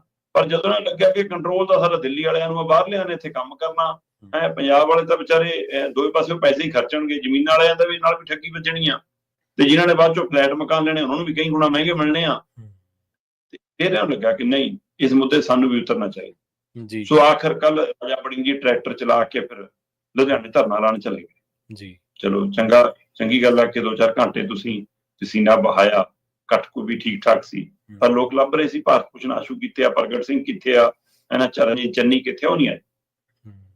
ਤੇ ਇਸ ਸਟੇਜ ਤੋਂ ਕਹਿ ਵੀ ਰਹੇ ਸੀ ਵੀ ਜਿਹੜੇ ਅੱਜ ਨਹੀਂ ਇੱਥੇ ਆਏ ਉਹ ਅਸਲੀ ਕਾਂਗਰਸੀ ਨਹੀਂ। ਸੋ ਹੁਣ ਕਾਂਗਰਸ ਦਾ ਕੱਟ ਕੋਲ ਇਸ ਵਾਰ ਫਿਰ ਬਾਹਰ ਆ, ਪਰ ਲੋਕਾਂ ਨੂੰ ਹੁਣ ਕੋਈ ਨਵੀਂ ਗੱਲ ਨਹੀਂ ਲੱਗਦੀ। ਲੋਕ ਆਦੀ ਹੋ ਗਏ, ਕੰਮ ਇਹੀ ਹੈ, ਕੰਮ ਹੀ ਹੈ। ਸਹੀ ਗੱਲ। ਤੇ ਇਸੇ ਦਾ ਇਹ ਨਤੀਜਾ ਵੀ ਭੋਗਦੇ ਨੇ, ਪਰ ਤਾਂ ਵੀ ਪਰਵਾਹ ਨਹੀਂ ਕੋਈ। ਅਗਲੇ ਕਹਿੰਦੇ ਕਿ ਐਂ ਚੱਲੂਗਾ ਸਭ, ਹੈ ਨਾ। ਮਤਲਬ ਕਾਂਗਰਸ ਕਦੇ ਵੀ ਲੋਕ ਮੁੱਦਿਆਂ ਤੇ ਸਿੱਧੀ ਨਹੀਂ ਲੜ ਰਹੀ, ਵਿਰੋਧੀ ਧਿਰ ਹੋਣ ਦੇ ਬਾਵਜੂਦ। ਬਿਲਕੁਲ ਜੀ, ਸਹੀ ਹੈ। ਤੁਸੀਂ 2 ਘੰਟੇ ਦਾ ਧਰਨਾ ਲਾ ਕੇ ਆ ਗਏ, ਉਹਦੇ ਨਾਲ ਲੈਂਡ ਪੂਲਿੰਗ ਵਾਪਸ ਹੋ ਜੂਗੀ। ਸਹੀ ਗੱਲ ਹੈ ਜੀ। ਫਿਰ ਕਿਹਾ ਕੀ ਜਾਂਦਾ, ਸਟੇਜ ਤੋਂ ਕਿਹਾ ਗਿਆ ਬਾਰ-ਬਾਰ ਕਿ ਕੋਈ ਗੱਲ ਨਹੀਂ, ਇਹ ਜਾਖੜ ਸਾਹਿਬ ਦਾ ਵੀ ਫਰਮਾਨ ਇਹੋ ਜਿਹਾ ਹੀ ਆ, ਕਾਂਗਰਸੀਆਂ ਦਾ ਫਰਮਾਨ ਵੀ ਇਹੋ ਜਿਹਾ ਹੀ ਆ ਕਿ ਬਸ 1.5 ਸਾਲ ਰਹਿ ਗਿਆ, ਸਾਡੀ ਸਰਕਾਰ ਆ ਜਾਣ ਤਾਂ ਅਸੀਂ ਰੱਦ ਕਰ ਦਾਂਗੇ। ਮਤਲਬ ਵੋਟਾਂ ਪਾਓ ਸਾਨੂੰ, ਸਾਡੀ ਸਰਕਾਰ ਬਣਾਓ, ਫੇਰ ਇਹ ਕੰਮ ਕਰਾਂਗੇ, ਸਰਕਾਰ ਤੋਂ ਬਿਨਾਂ ਨਹੀਂ ਅਸੀਂ ਕੰਮ ਕਰਨਾ। ਤੇ ਕਰਨਾ ਫੇਰ ਵੀ ਨਹੀਂ ਹੁੰਦਾ, ਪਤਾ ਸਭ ਨੂੰ ਹੈ, ਪਤਾ ਸਭ ਨੂੰ। ਬਿਲਕੁਲ। ਸਵਾਲ ਤਾਂ ਇਹ ਕਿ ਤੁਸੀਂ ਹੁਣ ਵਿਰੋਧੀ ਧਿਰ ਚੋਂ ਹੁਣ ਕਹੋ ਕਿ ਅਸੀਂ ਵਾਪਸ ਕਰਾਉਣੇ ਆ, ਲੜੋ ਨਾ। ਸੋ 2 ਘੰਟਿਆਂ ਦੀ ਲੜਾਈ ਇਹ ਦਿਖਾਵੇ ਦੀ ਲੜਾਈ ਹੈ ਜਨਾਬ। ਪੰਜਾਬ ਦੇ ਮੁੱਦਿਆਂ ਤੇ ਲੜਨਾ ਤਾਂ ਧਰਤੀ ਤੇ ਆ ਕੇ ਲੜੋ। ਉਹ ਲੜਦੀ ਕਾਂਗਰਸ ਵੀ ਨਹੀਂ ਦਿਖਦੀ, ਉਹ ਲੜਦੀ ਬੀਜੇਪੀ ਵੀ ਨਹੀਂ ਦਿਖਦੀ, ਉਹ ਲੜਦੇ ਅਕਾਲੀ ਵੀ ਦਿਖਦੇ। ਹਾਂ, ਪਹਿਲ ਕਦਮੀ ਅਕਾਲੀਆਂ ਨੇ ਕੀਤੀ ਸੀ। ਅੱਜ ਧਰਨਾ ਲਾਉਣਾ ਸੀ ਵੱਡਾ 15 ਤਰੀਕ ਅੱਜ ਸੁਖਬੀਰ ਬਾਦਲ ਨੇ ਐਲਾਨ ਕੀਤਾ ਜਦੋਂ ਸ਼ੁਰੂ ਕਰਾਂਗੇ। ਹੁਣ ਮੈਨੂੰ ਨਹੀਂ ਪਤਾ ਕਿ ਕੱਲ ਕਾਂਗਰਸੀਆਂ ਦਾ ਲੱਗਿਆ, ਅੱਜ ਇਹਨਾਂ ਦਾ ਲੱਗਣਾ। ਇਸ ਲਈ ਨੂੰ ਇਹ ਸੀਗਾ ਕਿ ਮੀਡੀਆ 'ਚ ਤੁਲਨਾ ਹੋਣ ਲੱਗ ਜੂਗੀ, ਮੁਲਾਂਕਣ ਹੋਣ ਲੱਗ ਜੂਗਾ, ਇਸ ਲਈ ਉਹ ਅਗਾਂਹ ਲੈ ਗਏ। ਜਾਂ ਹੁਣ ਸੱਚਮੁੱਚ ਅਲਰਟ ਜਾਰੀ ਹੈ ਕਿ ਜੀ ਕਿ ਮੌਸਮ ਕਰਕੇ, ਮੀਂਹ ਕਰਕੇ, ਭਾਰੀ ਮੀਂਹ ਦੇ ਹਵਾਲਾ ਇਸ ਲਈ ਰਹਿ ਗਏ। ਹੁਣ 22 ਤਰੀਕ ਤੋਂ ਧਰਨੇ ਸ਼ੁਰੂ ਕਰਨੇ ਅਕਾਲੀ ਦਲ ਨੇ। ਪਹਿਲਾ ਧਰਨਾ ਲੁਧਿਆਣੇ 'ਚ ਉਹਨਾਂ ਨੇ ਲਾਉਣਾ, ਉਹਨਾਂ ਨੇ 15 ਨਾਲ ਅੱਗੇ ਲੈ ਗਏ। ਪਰ ਲੈਂਡ ਪੂਲਿੰਗ ਵਾਲਾ ਮੁੱਦਾ ਪੰਜਾਬ 'ਚ ਬੜਾ ਬਣੂਗਾ ਔਰ ਸਰਕਾਰ ਲਈ ਸਿਰਦਰਦੀ ਵੀ। ਜੀ ਬਿਲਕੁਲ। ਤੇ ਉਧਰ ਸਰਕਾਰ ਦੀ ਕੋਈ ਗੱਲ ਕਰ ਲਈਏ, ਸ਼ਰਮਾ ਜੀ ਕਹਿੰਦੇ ਹਰ ਪਿੰਡ ਦੇ ਵਿੱਚ ਹੁਣ ਸਟੇਡੀਅਮ ਬਣਾਵਾਂਗੇ ਜੀ। ਬਿਲਕੁਲ, ਮੁੱਖ ਮੰਤਰੀ ਭਗਵੰਤ ਮਾਨ ਹੋਰਾਂ ਨੇ ਇਹ ਐਲਾਨ ਕੀਤਾ ਕਿ ਪੰਜਾਬ ਦੇ 13,000 ਦੇ ਕਰੀਬ ਜਿਹੜੇ ਪਿੰਡ ਨੇ, ਉਸ ਹਰ ਪਿੰਡ ਦੇ ਵਿੱਚ ਅਸੀਂ ਇੱਕ ਸਟੇਡੀਅਮ ਬਣਾਉਣ ਜਾ ਰਹੇ ਹਾਂ। ਤੇ ਖੇਡ ਦੇ ਨਾਲ ਇਹ ਯੁੱਧ ਨਸ਼ਿਆਂ ਵਿਰੁੱਧ ਦੀ ਮੁਹਿੰਮ ਤਹਿਤ ਕਹਿੰਦੇ ਪ੍ਰਕਿਰਿਆ ਕਿ ਪੰਜਾਬ ਦੇ ਜਵਾਨੀ ਮੈਦਾਨ 'ਚ ਨਿਤਰੇ, ਖੇਡਾਂ ਖੇਡੇ। ਉਹਦੇ ਲਈ ਅਸੀਂ ਜਿਹੜੇ ਨੈਸ਼ਨਲ ਇੰਟਰਨੈਸ਼ਨਲ ਸਾਡੇ ਖਿਡਾਰੀ ਨੇ ਉਹਨਾਂ ਨੂੰ ਕੋਚ ਰੂਪ 'ਚ ਤਾਇਨਾਤ ਕਰਾਂਗੇ। ਸਾਰਾ ਸਮਾਨ ਉਪਲਬਧ ਹੋਊਗਾ ਤਾਂ ਕਿ ਮੈਦਾਨ 'ਚ ਆਵੇ। ਪਹਿਲੀ ਗੱਲ ਤਾਂ ਪੰਜਾਬ 'ਚ ਜਵਾਨੀ ਹੈਗੀ ਜੀ ਗਰਾਊਂਡ 'ਚ ਆਉਣ ਜੋਗੀ? ਕਿੰਨੀ ਕੁ ਜਵਾਨੀ ਹੈ ਇੱਥੇ ਜਿਹੜੀ ਉਰੇ ਹੈਗੀ ਹੈ? ਪਿੰਡਾਂ ਦੀਆਂ ਗਲੀਆਂ ਸੁੰਨੀਆਂ ਨੇ, 10 ਘਰਾਂ ਪਿੱਛੇ ਇੱਕ ਜਵਾਕ ਲੱਭਦਾ ਪਿੰਡਾਂ 'ਚ। ਹੁਣ ਸਭ +2 ਕੀਤੀ ਨਹੀਂ ਤੇ ਬਾਹਰ। ਜੀ ਬਿਲਕੁਲ। ਆ ਥੋੜੀ ਜੀ ਅਮਰੀਕਾ ਦੀ ਸਖਤੀ ਤੇ ਕੈਨੇਡਾ ਦੀ ਜੋ ਵਾਪਰ ਰਿਹਾ ਸਾਰਾ ਵੀਜ਼ਿਆਂ ਵਾਲੇ ਮਾਮਲੇ 'ਚ, ਜਾਂ ਉੱਥੇ ਦੀ ਸਥਿਤੀ ਦੇ ਮਾਮਲੇ 'ਚ, ਮਹਿੰਗਾਈ ਦੇ ਕਰਕੇ ਜਾਂ ਉੱਥੇ ਰਹਿਣ ਸਹਿਣ ਖਾਣ ਪੀਣ ਕਰਕੇ, ਜਾਂ ਕੁਝ ਸਰਕਾਰੀ ਨਿਯਮਾਂ ਬਦਲੀ ਕਰਕੇ। ਸੋ ਇਹਦੇ ਨਾਲ ਥੋੜਾ ਜਿਹਾ 2-4 ਬੈਚ ਮੈਨੂੰ ਲੱਗ ਰਿਹਾ ਉਰੇ ਰੁਕ ਰਹੇ ਨੇ, ਪਰ ਹੋਰ ਮੁਲਕਾਂ ਦਾ ਰੁਕ ਸ਼ੁਰੂ ਹੋ ਗਿਆ। ਪਹਿਲੀ ਗੱਲ ਤਾਂ ਇਹ। ਦੂਸਰੀ ਗੱਲ, ਜਿਹੜੀ ਜਵਾਨੀ ਹੈਗੀ ਹੈ ਉਹਨਾਂ ਤੋਂ ਸਰਿੰਜਾਂ ਖੋਹ ਕੇ ਟਿਫਨ ਫੜਾਤੇ ਹੋਣੇ ਮੁੱਖ ਮੰਤਰੀ ਭਗਵੰਤ ਮਾਨ ਨੇ ਉਹਨਾਂ ਦੇ ਹੱਥ 'ਚ। ਹਾਂਜੀ ਬਿਲਕੁਲ। ਤੇ ਜਿਹੜੀ ਤੀਜੀ ਜਵਾਨੀ ਡਿਗਰੀਆਂ ਚੱਕੀ ਫਿਰਦੀ ਹੈ ਨਾ, ਉਹ ਵਿਚਾਰੇ ਟੈਂਕੀਆਂ ਤੇ ਚੜ੍ਹਦੇ ਨੇ, ਭੈਣ ਬਣਾ ਕੇ ਥੱਲੇ ਤਾਰ ਲੈਣ, ਬਾਅਦ ਚ ਨੌਕਰੀ ਦਿੰਦੇ ਨਹੀਂ। ਨੌਕਰੀ ਤੇ ਜਿਨ੍ਹਾਂ ਦਾ ਦੇਣ ਦਾ ਮਾਮਲਾ ਹੁਣ ਲੜਾਈ ਲੜ ਲਿਓ, 1158 ਅਧਿਆਪਕ ਜਿਹੜੇ ਸੁਪਰੀਮ ਕੋਰਟ ਨੇ ਸਹਾਇਕ ਪ੍ਰੋਫੈਸਰਾਂ ਦੀ ਭਰਤੀ ਰੱਦ ਕੀਤੀ ਆ, ਹੈਨਾ, ਉਸ ਮਾਮਲੇ 'ਚ ਸਰਕਾਰ ਲੜੇ ਲੜਾਈ, ਫਿਰ ਪੈਰਵੀ ਕਰੇ ਉਹਨਾਂ ਦਾ, ਬਈ ਅਗਰ ਕਿਤੋਂ ਨਾ ਕਿਤੋਂ ਛੱਡ ਛਡਾ ਕੇ ਕੱਚੀ ਪੱਕੀ ਕਰਦੇ ਸੀ, ਉਹ ਤੋਂ ਇੱਧਰ ਆਏ ਸੀ ਇੱਥੇ ਵੀ। ਸੋ ਇਸ ਲਈ ਸਰਕਾਰ ਇਹਦੇ ਤੇ ਵੀ ਗੌਰ ਕਰੇ ਜੀ। ਪਰ ਇਹ ਸਭ ਦੇ ਬਾਵਜੂਦ ਜੇਕਰ ਸੱਚਮੁੱਚ ਖੇਡ ਸਟੇਡੀਅਮ ਪੰਜਾਬ ਦੀਆਂ ਪਿੰਡਾਂ 'ਚ ਬਣਦੇ ਨੇ ਜੀ, ਤਾਂ ਉਹਦਾ ਕੁਛ ਨਾ ਕੁਛ ਧਰਾਤਲ ਤੇ ਫਾਇਦਾ ਹੋਊ। ਉਹ ਇਸ ਨੂੰ ਚੰਗੀ ਪਹਿਲ ਕਦਮੀ ਵਜੋਂ ਲਿਆ ਜਾ ਸਕਦਾ, ਬਸ਼ਰਤੇ ਕੋਚ ਸਹੀ ਹੋਣ, ਸਮਾਨ ਸਹੀ ਹੋਵੇ, ਹੈਨਾ, ਖਿਡਾਰੀਆਂ ਦੇ ਕੋਈ ਮੁਕਾਬਲਨ ਬਣਾਏ ਜਾਣ, ਲੋਕਾਂ 'ਚ ਖਿੱਚ ਪੈਦਾ ਕੀਤੀ ਜਾਵੇ, ਗਰਾਊਂਡ ਤੱਕ ਲਿਆਂਦਾ ਜਾਵੇ। ਪਹਿਲੇ ਪੜਾਅ 'ਚ ਸਰਕਾਰ ਕਹਿੰਦੀ 3083 ਪਿੰਡਾਂ ਦੇ ਵਿੱਚ ਅਸੀਂ ਇਹ ਸਟੇਡੀਅਮ ਬਣਾਉਣ ਜਾ ਰਹੇ ਹਾਂ, ਆਧੁਨਿਕ ਸਟੇਡੀਅਮ ਹੋਣਗੇ, ਮਾਡਰਨ ਤਰੀਕੇ ਦੇ, ਇੱਥੋਂ ਨਿਕਲ ਕੇ ਸਾਡੇ ਖਿਡਾਰੀ ਅੱਗੇ ਤੱਕ ਜਾਣਗੇ। ਬਿਲਕੁਲ ਭਗਵੰਤ ਮਾਨ ਜੀ, ਤੁਸੀਂ ਸ਼ਬਦਾਂ ਦੇ ਧਨੀ ਹੋ ਤੇ ਤੁਹਾਨੂੰ ਗੱਲਾਂ ਕਹਿ ਕੇ ਤਾਂ ਜਚਾਣੀਆਂ ਆਉਂਦੀਆਂ, ਪਰ ਸਾਨੂੰ ਫਿਕਰ ਕਰਦਾ ਕਿ ਕਿਤੇ ਸਿੱਖਿਆ ਕ੍ਰਾਂਤੀ ਵਾਲੀ ਨਾ ਹੋਵੇ ਸਾਡੇ ਨਾਲ, ਕਿ ਸਕੂਲਾਂ ਦੇ ਰੰਗ ਕਰਾਤੇ ਪੁਰਾਣਿਆਂ ਨੂੰ, ਉਹ ਨਵੇਂ ਬਣ ਗਏ, ਪਖਾਨੇ ਮੁਰੰਮਤ ਕਰਾਤੀ, ਉੱਥੇ ਮੁਰੰਮਤ ਦਾ ਹੀ ਬੋਰਡ ਲਾਤਾ ਜੀ। ਪੰਜਾਬ ਦੇ ਸਾਰੇ ਪਿੰਡਾਂ 'ਚ ਨਾ ਸੀ, ਬਹੁਤੇ ਪਿੰਡਾਂ ਸਟੇਡੀਅਮ ਹੈਗੇ ਨੇ, ਚਾਹੇ ਛੋਟੇ ਵੱਡੇ ਨੇ। ਯੂਥ ਕਲੱਬਾਂ ਨੂੰ ਗ੍ਰਾਂਟਾਂ ਬਾਦਲਾਂ ਨੇ ਖਾਸੀਆਂ ਦਿੱਤੀਆਂ ਜੀ ਜੀ, ਹੈਨਾ, ਸਪੋਰਟਸ ਕਲੱਬਾਂ ਨੂੰ ਗ੍ਰਾਂਟਾਂ ਖਾਸੀਆਂ ਦਿੱਤੀਆਂ, ਤੇ ਉਹਦੇ ਵਿੱਚੋਂ ਕੁਝ ਉਸਰਿਆ। ਇਹ ਵੱਖਰੀ ਗੱਲ ਹੈ ਕਿ ਉਹ ਖੇਡ ਮੈਦਾਨ ਬਣੇ ਜਾਂ ਪਸ਼ੂਆਂ ਦੇ ਬਾੜੇ ਬਣ ਗਏ, ਸਹੀ ਗੱਲ, ਹੈਨਾ, ਜਾਂ ਜਿਹੜੇ ਪੰਚਾਇਤ ਸੀ, ਜਿਹੜੇ ਸਰਪੰਚ ਸੀ, ਉਹਨਾਂ ਦੇ ਕੰਟਰੋਲ 'ਚ ਆ ਗਈ, ਉਹ ਥਾਂ ਕੁਝ ਹੋਰ ਬਣ ਗਿਆ। ਪਰ ਕਈ ਪਿੰਡਾਂ 'ਚ ਉਹ ਚੰਗੀ ਸਥਿਤੀ 'ਚ ਨੇ, ਕਈ ਪਿੰਡਾਂ 'ਚ ਉੱਥੇ ਸਾਲਾਨਾ ਤਮਾਹੀ ਛਮਾਈ ਕੋਈ ਨਾ ਕੋਈ ਖੇਡਾਂ ਟੂਰਨਾਮੈਂਟ ਹੁੰਦੇ ਰਹਿੰਦੇ ਨੇ, ਸਹੀ ਗੱਲ। ਤੇ ਉਹਨਾਂ ਨੂੰ ਜੇ ਤਾਂ ਤੁਸੀਂ ਸਿਰਫ ਉੱਥੇ ਪੱਟੇ ਲਾਉਣੇ ਆਪਣੇ, ਫਿਰ ਤਾਂ ਸਿੱਖਿਆ ਕ੍ਰਾਂਤੀ ਆ। ਜੇ ਤਾਂ ਉਹਨਾਂ ਦੀ ਮਾੜੀ ਮੋਟੀ ਮੁਰੰਮਤ ਕਰਾ ਕੇ, ਉਹਨੂੰ ਦਰੁਸਤ ਕਰਾ ਕੇ ਖੇਡ ਮੈਦਾਨ 'ਚ ਬਦਲਣਾ, ਫਿਰ ਸਵਾਗਤਯੋਗ ਹੈ। ਤੇ ਜੇ ਸਿਰਫ ਆਪਣੀਆਂ ਤਖਤੀਆਂ ਮੋਹੜੇ ਲਾ ਕੇ ਇਹ ਦਿਖਾਉਣਾ ਕਿ ਲੋ ਜੀ ਅਸੀਂ ਬਣਾਤੇ, ਫਿਰ ਇਹ ਤੁਹਾਡੀ ਸਿਆਸੀ ਪਖੰਡ ਹੈ, ਅੱਜ ਦੇ ਦੌਰ ਦੇ ਵਿੱਚ ਲੁਕਣ ਵਾਲਾ ਨੀਗਾ, ਇਹ ਤੁਹਾਨੂੰ ਪ੍ਰਚਲਿਤ ਕਰਨਾ ਨਹੀਂ, ਬਦਨਾਮੀ ਫੱਟੂਗਾ ਜੇ ਜੀ ਸਿੱਖਿਆ ਕ੍ਰਾਂਤੀ 'ਚ ਖੱਟ ਕੇ ਆਏ, ਇਹ ਵੀ ਧਿਆਨ ਜੀ। ਬਿਲਕੁਲ। ਤੇ ਜਾਂਦਿਆਂ ਦੀ ਗੱਲ ਕਰੀਏ, ਕਹਿੰਦੇ ਬਿੱਲੀ ਥੱਲਿਓਂ ਬਾਹਰ ਆਖਿਰ ਆ ਹੀ ਗਈ ਹੈ। ਸਰਕਾਰ ਨੇ ਜਿਹੜਾ ਬਿਹਾਰ ਦੇ ਵਿੱਚ ਵੋਟ ਸੁਧਾਈ ਫਾਰਮੂਲਾ ਲਿਆਂਦਾ, ਲਾਗੂ ਕੀਤਾ ਹੋਇਆ, ਉਹ ਹੁਣ ਕਹਿੰਦੇ ਪੂਰੇ ਮੁਲਕ 'ਚ ਹੀ ਲਾਗੂ ਹੋਣ ਜਾ ਰਿਹਾ ਜੀ। ਬਿਲਕੁਲ ਪ੍ਰਵੀਨ ਜੀ, ਭਾਰਤੀ ਚੋਣ ਕਮਿਸ਼ਨ ਜਦੋਂ ਵੋਟ ਸੁਧਾਈ ਦੇ ਲਈ ਬਿਹਾਰ 'ਚ ਉਤਰਿਆ ਸੀ, ਤਦ ਵੀ ਕੁਝ ਧਿਰਾਂ ਨੇ ਖਦਸ਼ੇ ਪ੍ਰਗਟਾਏ ਸੀ। 11 ਦੇ ਕਰੀਬ ਪਟੀਸ਼ਨਾਂ ਸੁਪਰੀਮ ਕੋਰਟ 'ਚ ਸੁਣਾਈ ਅਧੀਨ ਨੇ, ਜਿਹਦੇ ਵਿੱਚ ਕਿਹਾ ਗਿਆ ਵੀ ਕਿ ਇਹ ਅੱਜ ਇੱਥੇ ਆਏ ਨੇ, ਕੱਲ ਨੂੰ ਸਾਡੇ ਆਉਣਗੇ। ਇਹ ਤਾਂ ਇੰਝ ਪਰਖ ਰਹੇ ਨੇ ਜਿਵੇਂ ਨਾਗਰਿਕਤਾ ਪਰਖਣੀ ਹੋਵੇ, ਪਿਓ ਦਾਦਿਆਂ ਦੇ ਸਮੇਂ ਦੇ ਕਾਰਡ ਲਿਆਓ, ਆਹ ਚੀਜ਼ਾਂ ਲਿਆਓ, ਉਹ ਲਿਆਓ, ਕਿ ਵੀ ਏਦਾਂ ਥੋੜਾ ਹੁੰਦਾ। ਤੇ ਦੂਸਰੀ ਗੱਲ, ਬਿਹਾਰ ਦੇ ਮਾਮਲੇ 'ਚ ਹੁਣ ਇਹ ਕਹਿ ਰਹੇ ਨੇ ਕਿ ਵੀ ਉੱਥੇ ਵੋਟਰ ਸੂਚੀ ਜਿਹੜੀ ਸੁਧਾਈ ਕਰ ਰਹੀ ਆ, ਉਹਦੇ ਵਿੱਚ ਕਹਿੰਦੇ ਕਿ ਵੱਡੀ ਗਿਣਤੀ 'ਚ ਨੇਪਾਲੀ, ਬੰਗਲਾਦੇਸ਼ੀ, ਹੈਨਾ, ਮਿਆਂਮਾਰ, ਇੱਥੋਂ ਦੇ ਲੋਕਾਂ ਦੀਆਂ ਵੋਟਾਂ ਬਣੀਆਂ। ਮੈਂ ਤੇਜਸਵੀ ਨੂੰ ਸੁਣ ਰਿਹਾ ਸੀ, ਉਹ ਕਹਿੰਦਾ ਵੀ ਪਿਛਲੀਆਂ 2-3 ਚੋਣਾਂ 'ਚ ਅਸੀਂ ਬੁਰੀ ਤਰ੍ਹਾਂ ਹਾਰੇ, ਤੇ ਇੰਨੀ ਬੁਰੀ ਤਰ੍ਹਾਂ ਹਾਰੇ ਆ ਕਿ ਆ ਜਿਹੜੀਆਂ ਸਾਰੀਆਂ ਵੋਟਾਂ ਨੇ, ਇਹਦਾ ਮਤਲਬ ਇਹ ਸਾਰੀਆਂ ਨੇਪਾਲੀਆਂ ਦੀਆਂ, ਹੈਨਾ, ਜਾਂ ਬੰਗਲਾਦੇਸ਼ੀਆਂ ਦੀਆਂ, ਜਾਂ ਮਿਆਂਮਾਰਾਂ ਦੀਆਂ, ਸਾਰੀਆਂ ਫਿਰ ਮੋਦੀ ਨੂੰ ਪੈਂਦੀਆਂ ਰਹੀਆਂ। ਸਹੀ ਗੱਲ ਆ, ਬਿਲਕੁਲ। ਤੇ ਜੇ ਇਹੀ ਵੋਟਾਂ ਸੀਗੀਆਂ, ਫਿਰ ਤਾਂ ਅਸੀਂ ਜਿੱਤੇ ਹੁੰਦੇ, ਕਹਿੰਦਾ। ਸੋ ਇਸ ਲਈ ਉਹ ਕਹਿੰਦੇ ਵੀ ਕਿ ਖਾਸ ਧਿਰਾਂ ਨੂੰ ਟਾਰਗੇਟ ਕੀਤਾ ਜਾ ਰਿਹਾ। ਹੁਣ ਚੋਣ ਕਮਿਸ਼ਨ ਸੁਪਰੀਮ ਕੋਰਟ 'ਚ ਵੀ ਕਹਿ ਚੁੱਕਿਆ ਜੀ ਕਿ ਬਿਹਾਰ ਦੇ ਵਿੱਚ 50% ਲੋਕਾਂ ਨੇ ਫਾਰਮ ਭਰ ਕੇ ਦੇਤੇ, 50% ਤੋਂ ਵੱਧ ਵੋਟਰਾਂ ਨੇ ਫਾਰਮ ਭਰ ਕੇ ਦੇਤੇ। ਉਧਰ ਜੋਗਿੰਦਰ ਯਾਦਵ ਕਹਿੰਦਾ ਕਿ ਅਜੇ 50% ਲੋਕਾਂ ਨੇ ਫਾਰਮ ਵੀ ਨਹੀਂ ਉਪਲਬਧ ਹੋਏ। ਠੀਕ ਹੈ। ਤੇ ਇਹਦਾ ਮਤਲਬ ਸੁਪਰੀਮ ਕੋਰਟ 'ਚ ਚੋਣ ਕਮਿਸ਼ਨ ਝੂਠ ਬੋਲ ਰਿਹਾ। ਪਰ ਇਹਦੇ ਬਾਵਜੂਦ ਉਹਨਾਂ ਨੇ ਐਲਾਨ ਕਰਤਾ ਜੀ ਕਿ ਵੋਟਰ ਸੁਧਾਈ ਵਾਲਾ ਫਾਰਮੂਲਾ ਪੂਰੇ ਮੁਲਕ 'ਚ ਅਸੀਂ ਲਾਗੂ ਕਰਨ ਜਾ ਰਹੇ। ਠੀਕ ਹੈ। ਹੁਣ ਇਹ ਪੂਰੇ ਮੁਲਕ 'ਚ ਜੇ ਲਾਗੂ ਹੋਊਗਾ ਤਾਂ ਸਵਾਲ ਤਾਂ ਇਹ ਵੀ ਪਤਾ ਲੱਗ ਰਿਹਾ ਕਿ ਤੁਸੀਂ ਕਹਿ ਰਹੇ ਹੋ ਘਰ ਘਰ ਜਾ ਕੇ ਫਾਰਮ ਭਰਵਾਏ ਜਾ ਰਹੇ ਨੇ, ਘਰ ਘਰ ਜਾ ਕੇ ਜਾਂਚ ਕੀਤੀ ਜਾ ਰਹੀ ਹੈ, ਤੇ ਤਸਵੀਰਾਂ, ਵੀਡੀਓ, ਫੋਟੋਆਂ ਕੁਝ ਅਜਿਹੀਆਂ ਆਉਣ ਲੱਗ ਪਈਆਂ ਕਿ ਪਿੰਡ ਦੀ ਕਿਸੇ ਸਾਂਝੀ ਥਾਂ ਦੇ ਉੱਤੇ, ਕਿਤੇ ਥੜੇ ਤੇ, ਕਿਤੇ ਇਹਨਾਂ ਕਿਸੇ ਸਰਾਂ 'ਚ ਕੁਰਸੀ ਢਾ ਕੇ ਬਹਿ ਜਾਂਦੇ ਦੋ ਬੰਦੇ, ਜਿਹੜੇ ਆ ਗਏ, ਠੀਕ ਹੈ, ਸੇਵਾ ਪਾਣੀ ਵੀ ਹੋ ਰਹੀ ਆ, ਹੈਨਾ, ਪੈਸੇ ਪੂਸੇ ਲੈਂਦੇ ਵੀ ਫੜੇ ਗਏ, ਖਾਸਾ ਕੁਛ।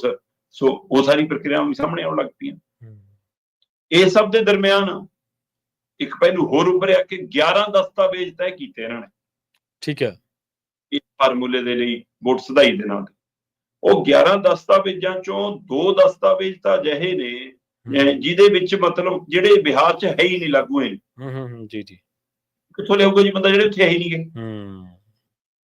ਫਿਰ 3 ਦਸਤਾਵੇਜ਼ ਅਜਿਹੇ ਨੇ ਜਿਨ੍ਹਾਂ ਦੇ ਵਿੱਚ ਬੰਦੇ ਦਾ ਨਾਮ ਤਾਂ ਹੈਗਾ, ਨਾ ਪਤਾ ਹੈ, ਨਾ ਜਨਮ ਤਰੀਕ ਹੈ। ਠੀਕ ਹੈ। ਤੇ ਫਿਰ ਜੇ ਪਤਾ ਤੇ ਜਨਮ ਤਰੀਕ ਹੈ ਹੀ ਨਹੀਂ, ਫਿਰ ਉਹ ਕਿਸ ਆਧਾਰ ਤੇ ਤੁਸੀਂ ਉਹਨੂੰ ਮਾਨਤਾ ਲਾਓਗੇ ਜੀ? ਤੋ ਇਸ ਲਈ ਕਈ ਪਹਿਲੂ ਨੇ ਜਿਹਨੂੰ ਲੈ ਕੇ ਕਾਫੀ ਸਵਾਲ ਖੜੇ ਹੋ ਰਹੇ ਨੇ। ਪਰ ਚੋਣ ਕਮਿਸ਼ਨ ਸਭ ਨੂੰ ਪਤਾ ਹੈ ਕਿ ਸੱਤਾਧਾਰੀ ਧਿਰ ਦਾ ਵਿੰਗ ਹੈ, ਤੇ ਵਿੰਗ ਤੇ ਸੈੱਲ ਤਾਂ ਉਵੇਂ ਹੀ ਕੰਮ ਕਰਦਾ ਜਿਵੇਂ ਹਾਈ ਕਮਾਂਡ ਜਿਵੇਂ ਕਹਿੰਦੀ ਹੈ। ਇਸ਼ਾਰਾ ਸੋ ਇਹ ਜੀ ਇਹ ਜੀ ਪੂਰੇ ਮੁਲਕ 'ਚ ਇਹਦਾ ਮਤਲਬ ਇਹ ਫਾਰਮੂਲਾ ਹੈ ਕਿ ਹੁਣ EVM ਵਾਲਾ ਇਹ ਤੋੜੋ, ਵੋਟਾਂ ਹੀ ਉਹ ਰੱਖੋ ਜਿਹੜੀਆਂ ਸਾਨੂੰ ਪੈਣ। ਜੀ ਸਹੀ ਗੱਲ ਹੈ, ਸਹੀ ਗੱਲ ਹੈ। ਪਰ ਬਿਲਕੁਲ ਜੇ ਹੁਣ ਇਹ ਤਾਂ ਚਲੋ ਠੀਕ ਹੈ, ਸਰਕਾਰ ਦੀ ਪਾਲਿਸੀ ਦੇ ਹਿਸਾਬ ਨਾਲ, ਪਾਰਟੀ ਦੀ ਪਾਲਿਸੀ ਦੇ ਹਿਸਾਬ ਨਾਲ ਤਾਂ ਠੀਕ ਹੈ। ਪਰ ਜਿਹੜੇ ਹੁਣ ਲੋਕਾਂ ਨੂੰ ਆਪਣੇ ਰਾਸ਼ਨ ਕਾਰਡ ਲਿਆ ਕੇ, ਆਪਣੇ ਰਿਕਾਰਡ ਲਿਆ ਕੇ ਜਿਹੜੇ ਦਿਖਾਉਣਾ ਪਊਗਾ, ਸਾਬਤ ਕਰਨਾ ਪਊਗਾ, ਸ਼ਰਮਾ ਜੀ ਉਹਨਾਂ ਨਾਲ ਤਾਂ ਜਗੋ ਤੇਰਵੀਂ ਹੋ ਗਈ ਨਾ। ਜਿਹੜੇ ਲੋਕ ਇੱਥੇ ਚਿਰਾਂ ਤੋਂ ਰਹਿ ਰਹੇ ਨੇ, ਜੇਕਰ ਬੰਦੇ ਨੂੰ 30 ਸਾਲਾਂ ਬਾਅਦ, 40 ਸਾਲਾਂ, 50 ਸਾਲਾਂ ਬਾਅਦ, 60 ਸਾਲਾਂ ਬਾਅਦ ਨਾਗਰਿਕਤਾ ਸਾਬਤ ਕਰਨੀ ਪਵੇ, ਤੇ ਇਸ ਤੋਂ ਦਿਖਾਂਤ ਕੀ ਹੋਊਗਾ? ਸੋ ਇੱਕ ਨਵੇਂ ਤਰ੍ਹਾਂ ਦਾ ਮਾਹੌਲ ਖੜਾ ਕਰਨ ਦੀ ਕੋਸ਼ਿਸ਼ ਕਹੀ ਜਾ ਸਕਦੀ ਹੈ। ਪ੍ਰਵੀਨ ਜੀ, ਆਪਣੇ ਘਰਾਂ ਦੇ ਵਿੱਚ, ਆਪਾਂ ਆਮ ਘਰਾਂ ਦੇ ਵਿੱਚ ਜਿਹੜੇ ਸੋ ਕਾਲਡ ਮਤਲਬ ਆਪਾਂ ਕਹਿ ਲਈਏ ਕਿ ਥੋੜੇ ਬਹੁਤ ਪੜ੍ਹੇ ਲਿਖੇ, ਦਸਤਾਵੇਜ਼ੀ ਤੌਰ ਤੇ ਸਮਝ ਰੱਖਣ ਵਾਲੇ ਪਰਿਵਾਰ ਨੇ, ਉਹਨਾਂ 'ਚ ਵੀ 99% ਪਰਿਵਾਰਾਂ ਕੋਲ ਆਪਣੇ ਦਾਦਿਆਂ, ਪੜਦਾਦਿਆਂ, ਮਾਂ ਪਿਓ ਜਿਹੜੇ ਬਜ਼ੁਰਗ ਹੋ ਕੇ ਚਲੇ ਗਏ, ਉਹਨਾਂ ਦੇ ਡੈਥ ਸਰਟੀਫਿਕੇਟ ਹੋ ਗਏ। ਜਦੋਂ ਖਾਤੇ ਖੁੱਤੇ ਬੰਦ ਹੋ ਗਏ, ਹਿਸਾਬ ਕਿਤਾਬ ਖਤਮ ਹੋ ਗਿਆ, ਉਹ ਤੋਂ ਬਾਅਦ ਕਹਿੰਦਾ ਕੀ ਕਰਨਾ ਇਹਦਾ?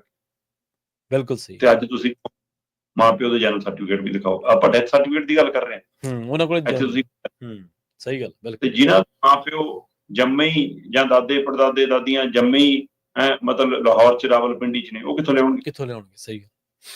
ਤੇ ਜੇ ਉਹ ਦਿਖਾਉਣਗੇ ਕਿ ਜੀ ਰਾਵਲਪਿੰਡੀ ਦਾ ਜਨਮ ਹੈ ਜੀ, ਉੱਥੇ ਜਾਇਆ ਹੀ ਹੈ, ਫਿਰ ਤੁਸੀਂ ਕਹੋਗੇ ਦੇਸ਼ ਧਰੋਹੀ, ਤੁਹਾਡਾ ਉਹਦੇ ਨਾਲ ਸੰਬੰਧ ਹੈ ਜੀ, ਤੁਹਾਡਾ ਤਾਂ ਕੋਈ ਭਰੋਸਾ। ਸਹੀ ਗੱਲ, ਬਿਲਕੁਲ। ਤੋ ਇਹ ਬਹੁਤ ਖਤਰਨਾਕ ਚੀਜ਼ ਅਸਲ ਦੇ ਵਿੱਚ, ਬਿਲਕੁਲ ਖਤਰਨਾਕ ਚੀਜ਼ ਅਸਲ ਦੇ ਵਿੱਚ। ਸ਼ਰਮਾ ਜੀ ਨਾਲ ਖਾਸ ਖਬਰਾਂ ਤੇ ਖਾਸ ਜਾਣਕਾਰੀਆਂ ਦੇ ਲਈ ਤੁਹਾਡਾ ਬਹੁਤ ਬਹੁਤ ਧੰਨਵਾਦ ਜੀ। ਸਤਿ ਸ੍ਰੀ ਅਕਾਲ ਜੀ। ਪ੍ਰੋਗਰਾਮ ਖਬਰ ਤੇ ਨਜ਼ਰ ਨੂੰ ਆਪਾਂ ਇੱਥੇ ਸਮਾਪਤ ਕਰਾਂਗੇ। ਸਮਾਂ ਇਜਾਜ਼ਤ ਨਹੀਂ ਦਿੰਦਾ। ਤੁਸੀਂ ਜੁੜੇ ਰਹੋ ਪੰਜਾਬੀ DSA ਦੇ ਨਾਲ। ਮੈਨੂੰ ਪ੍ਰਵੀਨ ਸ਼ਰਮਾ ਨੂੰ ਇੱਥੇ ਦੀ ਇਜਾਜ਼ਤ। ਜੁੜੇ ਰਹੋ ਪੰਜਾਬੀ DSA ਦੇ ਨਾਲ। ਤੁਹਾਡਾ ਸਾਰਿਆਂ ਦਾ ਬਹੁਤ ਬਹੁਤ ਧੰਨਵਾਦ। ਸਤਿ ਸ੍ਰੀ ਅਕਾਲ।